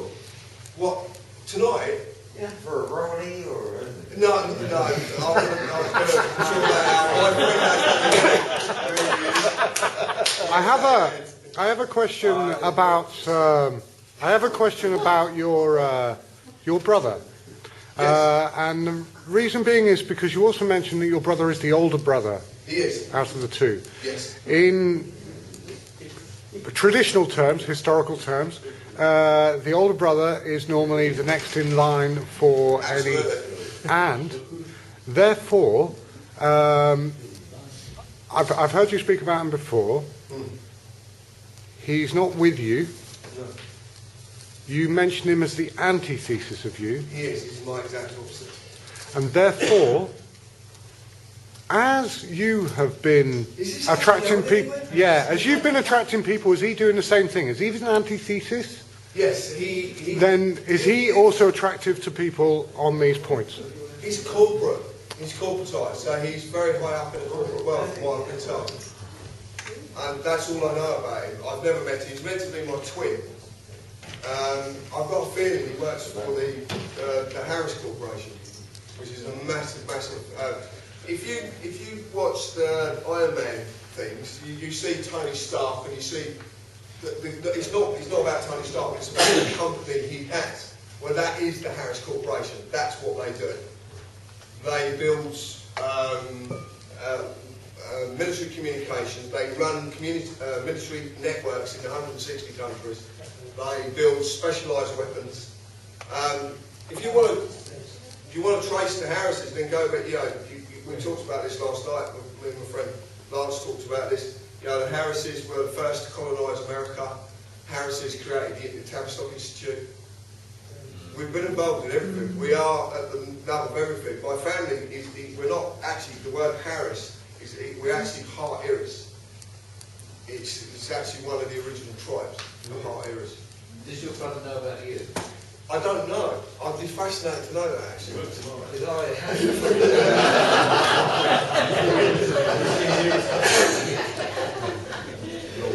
I'm looking at diaries on the telly. Oh, you're so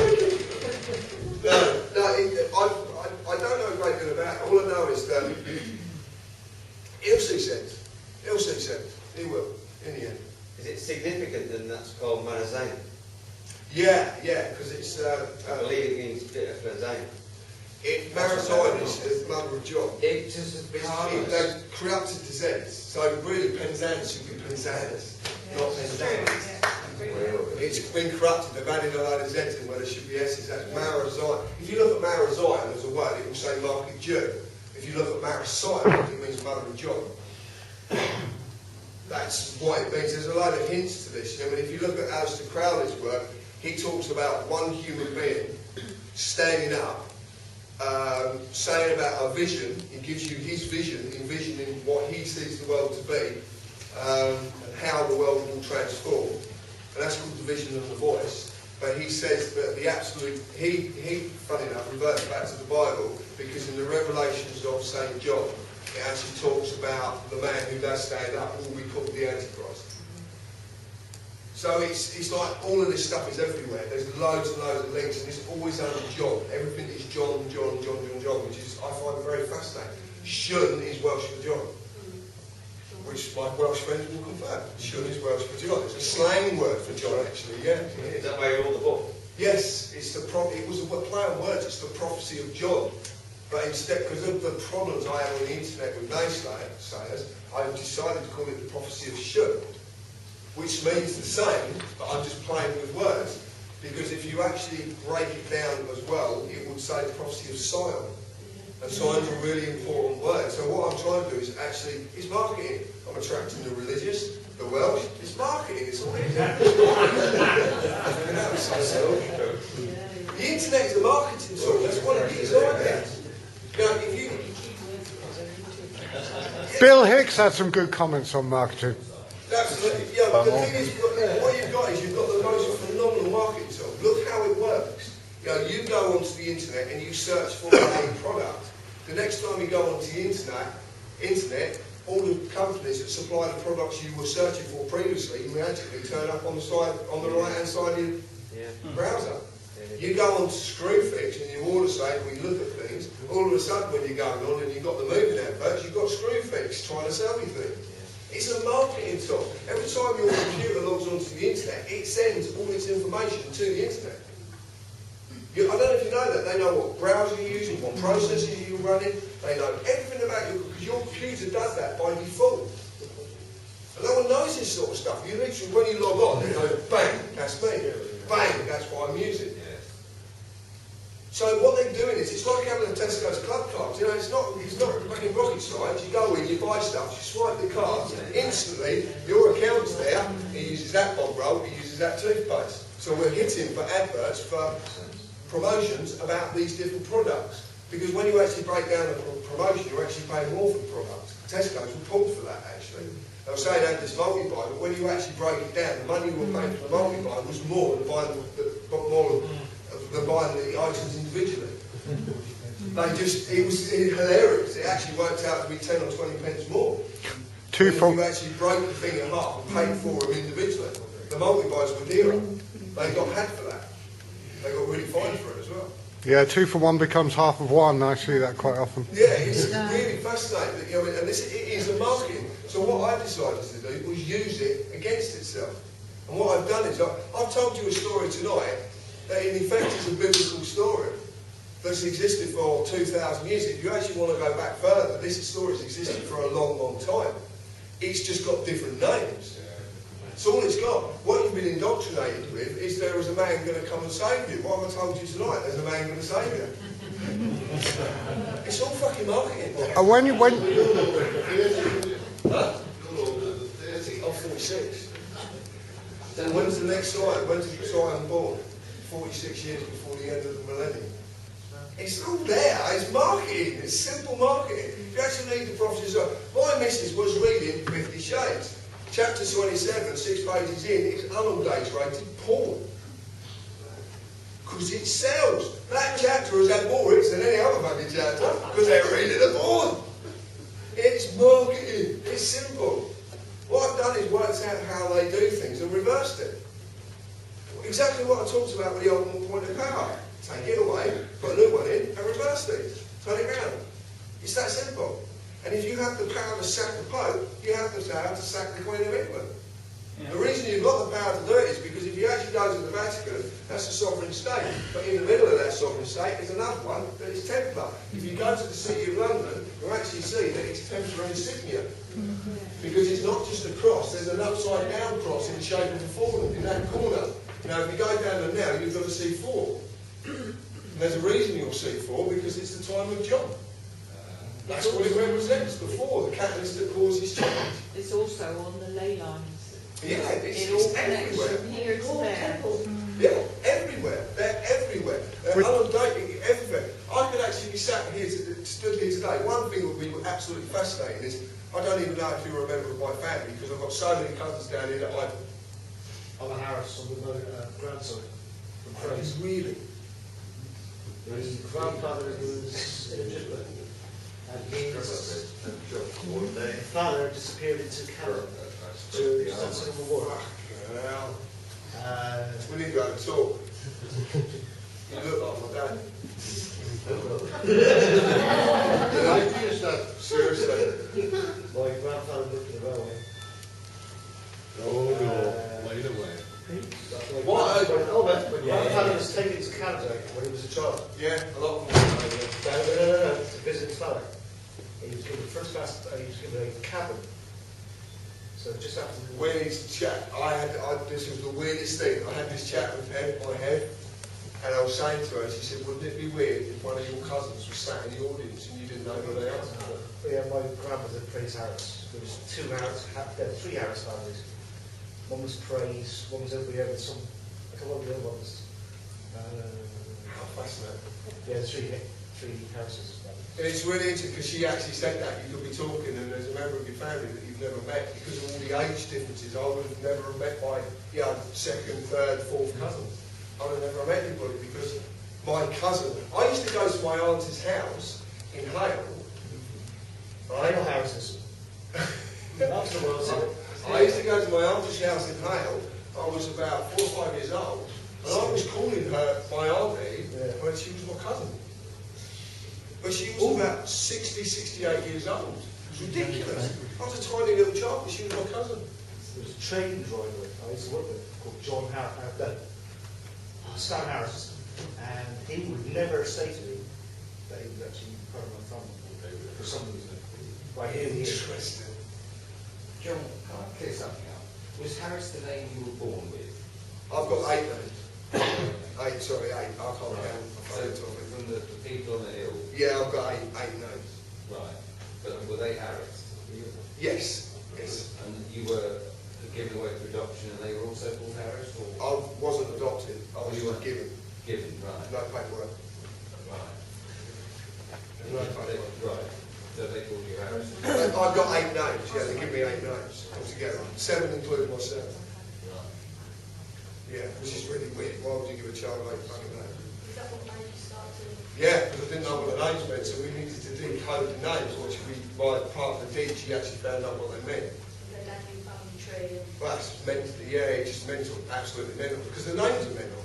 They're ridiculous, aren't they? Well, some of them are ridiculous, but others, well, not, they're just names. But I was talking to Alan Wilson, who's now looking after conspiracy and all the stuff about Wales. And he kept telling me that when he was looking at the manuscripts, he kept finding groups of 8 names. And he couldn't work out what the hell was going on. So what he decided to do was actually decrypt the names, actually take them out, find out what the names mean. It turned out they were longitudes and latitudes that pointed to things. So he decided, I'm going to go off on the journey, find it. So he was digging, and he was digging things out of the ground, like a massive big silver cross he dug out of the ground. Which he offered to the British Museum. The British Museum actually on BBC television said he made it in his kitchen. He's been ostracised in a big way, Alan Wilson. He's a lovely guy. What's his name called? Barrett, is it? Yeah. Yeah, amazing. Yeah, it's really good stuff. But that's what happens. So I was talking to Alan and said, Alan, I've got this group of names. Can I explain them to you? I'll give you the names. What do you reckon? So I repeated the names to him, and he said, well, I reckon he said, about 1,000 years ago that started. But he said it could be earlier, but I would pinpoint it about 1,000 years because of the stuff I've been looking into and the time periods that them names would have existed as well. So it looks like these names have been passed from my family for about 1,000 years, which is quite incredible. And I do know as well that all my family members, all the male members, were called John James Harris. All called John James Harris. I know it's a trouble, but there is something that's very, very fascinating. I'll be quite honest with you, I'm not being rude, but could we swap telephone numbers? I'd like to talk to you right now. I've never had the chance to explore this with anyone because I've never found anyone who I could possibly explore it with. But I want to show you, what I would do is actually send you a picture of my dad because you will be absolutely amazed at how much you look like him. Seriously, you really do look like my dad. A younger version of my dad. He was a very elegant gentleman, very chivalrous. He was a chivalrous man, completely chivalrous. Sorry. But a lot of them are, that's how you... Do you know if you want to go and find Templars, if you want to find a Templar... He was a Templar, was he? Yes. If you, well, it was... Yeah, he was a part of other things as well. Because it's not just the Templars, there's loads of different parts of it. There's loads of different... Are there different orders of the... There are different orders, but when needs to, they all come together. How can you tell through blood type? Pardon? If new generations come through as rhesus negative blood type, you can't tell. Tell what? Blood type. What are we talking about blood groups? What are we talking about blood groups? Royalty. No, they're not. Blood line. They're not bloodline anyway, are they? They're all rhesus negative. So. Are they? Have you seen them? Took their blood and tested it yourself? If you want to find a Templar, and you want to know who's a Templar, the next time a bloke opens the door for you, you're probably in front of a Templar. They're chivalrous to the core. If they step aside and allow you to go first, you're generally talking to a Templar. Yeah. Or they're an extraction of. Yeah, you could be an extraction of, because our ancestors, we do what our ancestors do. You know, when I've got evidence of this, I was chatting to Rob and Zoe, my Welsh friends at the back there, and we were talking about real. And you remember the story I was telling about real? And I said, I've got absolute evidence that you do what your ancestors do. And they were laughing at me, the audience, and it was really quite. I said, right, well, this is the evidence, and I'll show you. I'll present some evidence on this fact. So, Rhyl is in northwest Wales. Okay, so it's a very, very top. It's what, 45 minutes from Snowdon? About 45. Yeah, about an hour. About 45 minutes an hour from Snowdon. Right. When Henry III was King of England, he was a very good king actually, and that was John's son. And then his son was Edward I. So Henry, at that time, there was a Prince of Wales called Llewellyn, and he was a pretty good dude, no? And the Prince Llewellyn actually didn't mind being sort of subservient to Henry because he was such a decent guy. Anyway, Edward I wanted to take the throne, and what a lot of people don't know about Edward I is he spent 2 years with the Pope at the time. When he came back, all of a sudden there was a civil war. It was actually instigated by his own son against Henry III. Within this time period, in 1256, Henry was held siege in the Lodge Castle to the point that people in the castle were starving to death. He was watching his own people starve around him and had to give in and create Parliament. That's what they did it for, to create Parliament. So anyway, Edward did this himself. Now, Llewellyn was told on the quiet by the order that this had happened. When Edward took the throne, when Henry died, Llewellyn went, fuck off, I don't want nothing to do with you because of what you've done. Edward wanted to control the Welsh because he knew the origins of the Welsh and the Cornish mixed together. Okay? Because there's a lot of history about what's going on in Wales. It still lives in Wales about what happened here. Because we are one and the same people. Cornwall is known as West Wales at one time, John, wasn't it? Yes, yeah, absolutely. So what he did is he decided to attack Llewellyn. Now, the first time he went into the Welsh interior with heavy infantry. Heavy infantry in the Welsh weather of the Rhondda and the valleys in bloody Wales is a ridiculous thing to do. They got bogged down. While they were getting bogged down, the Welsh would come out, boom, boom, boom, boom, boom, and disappear again into the interior because they knew their home. So in the end he decided, well, that didn't work. So what he did is he went to Pembrokeshire and he set sail with his fleet and he came right around with his fleet, dropping like this all the way around to Cardigan Bay, the most westerly point of Wales. He then used the marcher lords along the border between Wales and England, and the marcher lords were a bit like mercenaries. They worked for the best paying site. They weren't meant to do that, but they did do it. So through the marcher lords, they then brought in a light infantry all the way up around North Wales and back down to Cardigan Bay. Basically ringed them. And then they sat and waited until their food ran out. And starved them. This is their trick, this is what they used to use all the time, starvation. Now obviously they're producing food within it, but what they did need is supply lines. Because even in them days there were supply lines of different foods coming from different parts of the island. Llewellyn had to give in. But he basically surrendered to save his people, but then the fight, the rebels, kicked up again. So Edward crushed the rebels, killed Llewellyn in a skirmish, and the rest of their rebels were pushed to northwest Wales. Then he built 15 castles around them called the Iron Ring. There was a garrison at each castle, and each castle was 1 day's walk between each one. So in 15 days he could have a full army of 15 garrisons. Rhyl is in the Iron Ring. And if you go to Rhyl, the North Welsh are the most rebellious of all the Welsh. They're only doing what their ancestors did. Can I ask a question? Of course you can. Am I to assume, obviously it sounds like the Templars are going to fulfill the law? Yes, basically. You said it's going to happen soon. What you've got to appreciate is the Queen has got immunity. Do you know the amount of bodies that have just been found at Sandringham? Right, okay. Well, they found it, and obviously the Queen can prosecute for this, but obviously she's got immunity.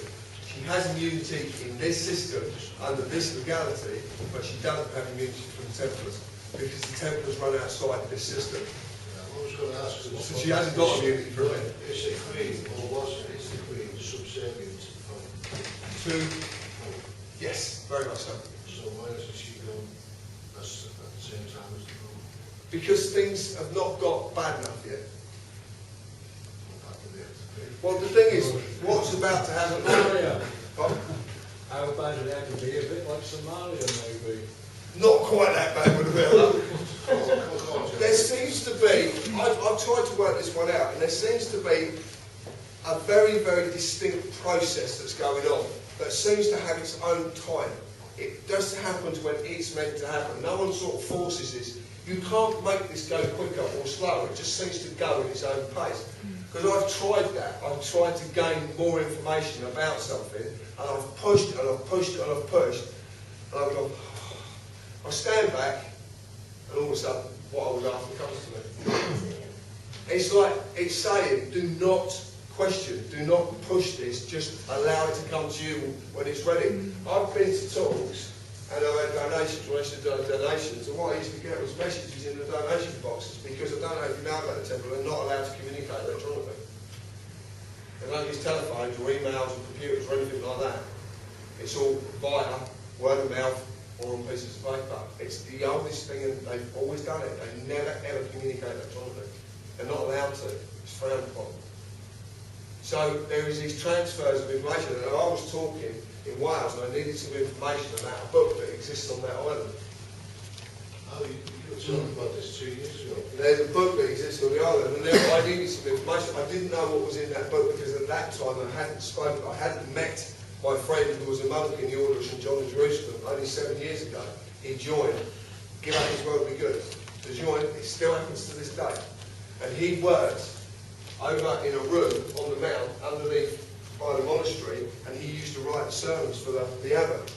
And in that room are 3 books in bulletproof cases. Did you get to see them? No, because you're not allowed to look at these, but they're very ancient books. There's 3 of them, and the reason I was told the 3 of them is because 2 of them are false, and one is you've got to decide what one is the right one.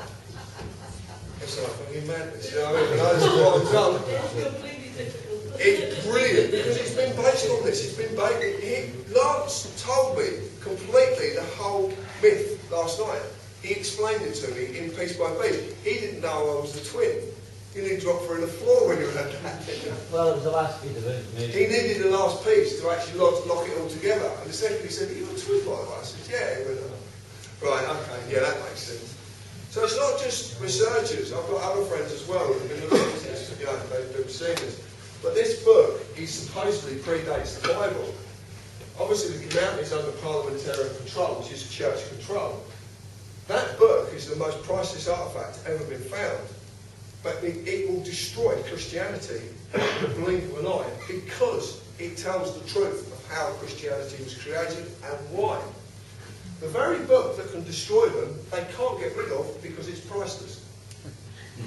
How fucking ironic is that? But that's them all over, isn't it? Yeah, even though it could destroy them in a blink of an eye because of its worth, they can't get rid of it. Yeah, they can't. And that's, but again, this is all stories. I don't know because I haven't seen that book myself. I've got a funny feeling one day I'm going to get my hands on it. And when I do, you fucking not will know what's in it. You would.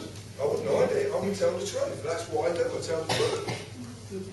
And in the world we live in, telling the truth is an act of terrorism. Yes. It is. And I've met terrorists as well. I met terrorists a little while ago. MP, was it? He was a back MP, yeah. Well, they are, aren't they? Yeah.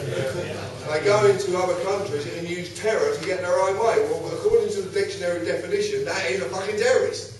Don't even go to other countries, they go in this country. They go in this country as well. Is there anything else? They're ministers that follow the missions that go in first, aren't they, really? And then, yeah. Yes, mate. Please tell me I'm wrong. The politicians write our laws and what the loopholes we do find. If the Queen was sat, you know, what would stop them from just maintaining control and taking over? Because the politicians don't write the laws. The church writes the laws. The politicians implement the law. Okay, so they're the puppets. Absolutely. Why would they cease to be puppets if the church? Because their power comes from the Queen itself. I thought it was from the church, isn't it? No. How it's set up is the Queen is only the Queen because the church appointed her as the Queen. Okay. So, if the Queen's sacked, the church is still about? No, that's the point. That goes at the same time. The church will do this. They have to do it because it's the only thing that will save them. The subject's going to sack the church? Yes. Why? Why would they do that? Why would the church appoint someone who will destroy them? So this black hole is in some way? Oh, man, I can't tell you that because I don't know, but I've got a funny feeling he is. I don't know. Right. The only reason the church will appoint someone to do the job that I've got to do is because I carry honesty in my heart. I am willing to let go of everything they've done and take them for who they are right this minute.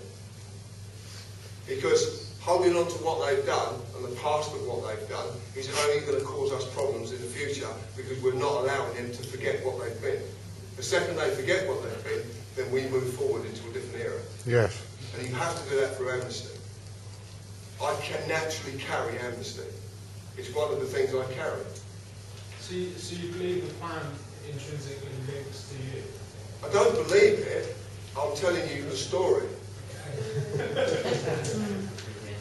I don't know. I can't honestly stand here and say yes, because I don't know, because this is all bits of a story that's been accumulated all through my life.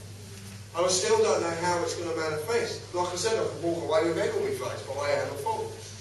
So it's not a problem. Or it could come true, and if it does, I don't know. I really don't know how I will react.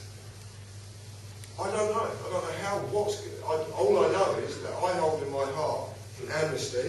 I don't want to see them hurt. I don't want to see any human being hurt. I want to see forgiveness, not forgiveness, forgetness. Well, I want everyone just to forget what's gone on and let's start fresh. It's like a reset, if you like, and it's what was designed. My story, the prophecy of Shun, is about a 9,000 year cycle of human activity till a reset. And if I'd have had the time to finish the book, what you'll listen to tonight would have been in the book. You've actually listened to the last bit of the book. So if you read it all the way through, I'm really sorry. I just told you the last bit. But that's where the book was going. The book I'm writing is a mirror of that on there. It's the thing. What I did is I said, well, if it doesn't exist, how does it exist? Why does it, what would be written in it? So what I've done is I've put myself in the position of writing that book. How would I deliver it to humanity? I decided to do it in fiction. It just seemed the best way for me to do it. In my book, if you were going to read further, you'd actually find out that every silent, every 9 of the silents or shouldn't, they've done it differently. One of them might have used the truth, another one uses times like I have of a different time and specific characters in that time. If you look at the book, there's only 5 official characters that you can actually go back to your Egyptian history and find. There's only 5 of them. But when you actually break things down, there's only 5 of anything. You just don't realise it because you don't. There's only 5 types of music, there's only 5 films. Look at the archetypes. There is archetypes and then there's obviously the list underneath the archetype. But if you look at the archetypes, there's only 5 of them. There's only ever 5. So there's 5 characters in my book that are from Egyptian history. The rest of the characters are completely made up names. One of them is an imaginary friend I had when I was a kid, called me, by the name of Rara. So I've tried to do what I feel is written over there, but I try to do it in my way. And the only way, when I was writing the very factual book, I got to about 155,000 words, and then suddenly realised the referencing would take longer than writing the book. Because that's what we require in this, we need references. Well, you can't just say that, you have to say where you said it from. Well no, if you write a fictitious book, you don't have to do that. You can write what you want, literally. And you don't have to, if you actually read my book and you get to one chapter, there's a chapter in there and there's a code, there's a cipher at the beginning. It's a load, it's 1 to 9 with all the alphabet split up around 1 to 9. If you take that and understand what that means and go through the chapter, you will find some very, very interesting messages all the way through the book. But there is one chapter, if you realise how it's done, there's a very, very specific message wrote in secret in one of the chapters and no one's found it. And the reason you found it is because you look at it, whoever was looking at it can't see it because they're looking at the wrong thing. They're trying to find something. It's simplicity. It's not literal, it's lateral. You have to kind of look at it from the side, then you get what's been done. It's really simple. But there is a complete message. The book has got loads of messages in it. They're all hidden messages. It's right in code. But it's simple to decipher. And once you decipher one bit of it, you'll start laughing because I've had a bit of a laugh. It's just, it was fun. I really enjoyed it, but it also became a very big problem. And so I stopped at chapter 27. Because it's very time engrossing, because I'm not very grammatical, I'm very poor with English, and especially writing English. I'm very poor at it. I don't understand nouns and pronouns and vowels, and I don't understand all that. So I just literally put words down and then try and work out where.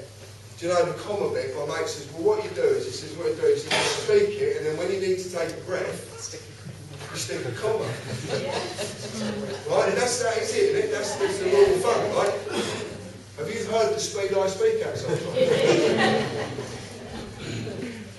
You've heard how quick I can speak. So sometimes there could be 20 odd words before a comma. Because that's what I was told to do, and I do things literally. I can't help it. You know, but the kids do that, don't they? If you tell them something, they actually do what you tell them to do because they take it literally. Well, that's where the kid comes out in me, because there is, like I said, this little kid in me. Which there is in all of us, and all you've got to do, to find your little kid, start laughing, your little kid will come out. And they do, they come out to play. It's fantastic. Can we have a fact? Well, it's sort of the end now, and you look knackered, I'm knackered. You look white as a nose, mate. He's more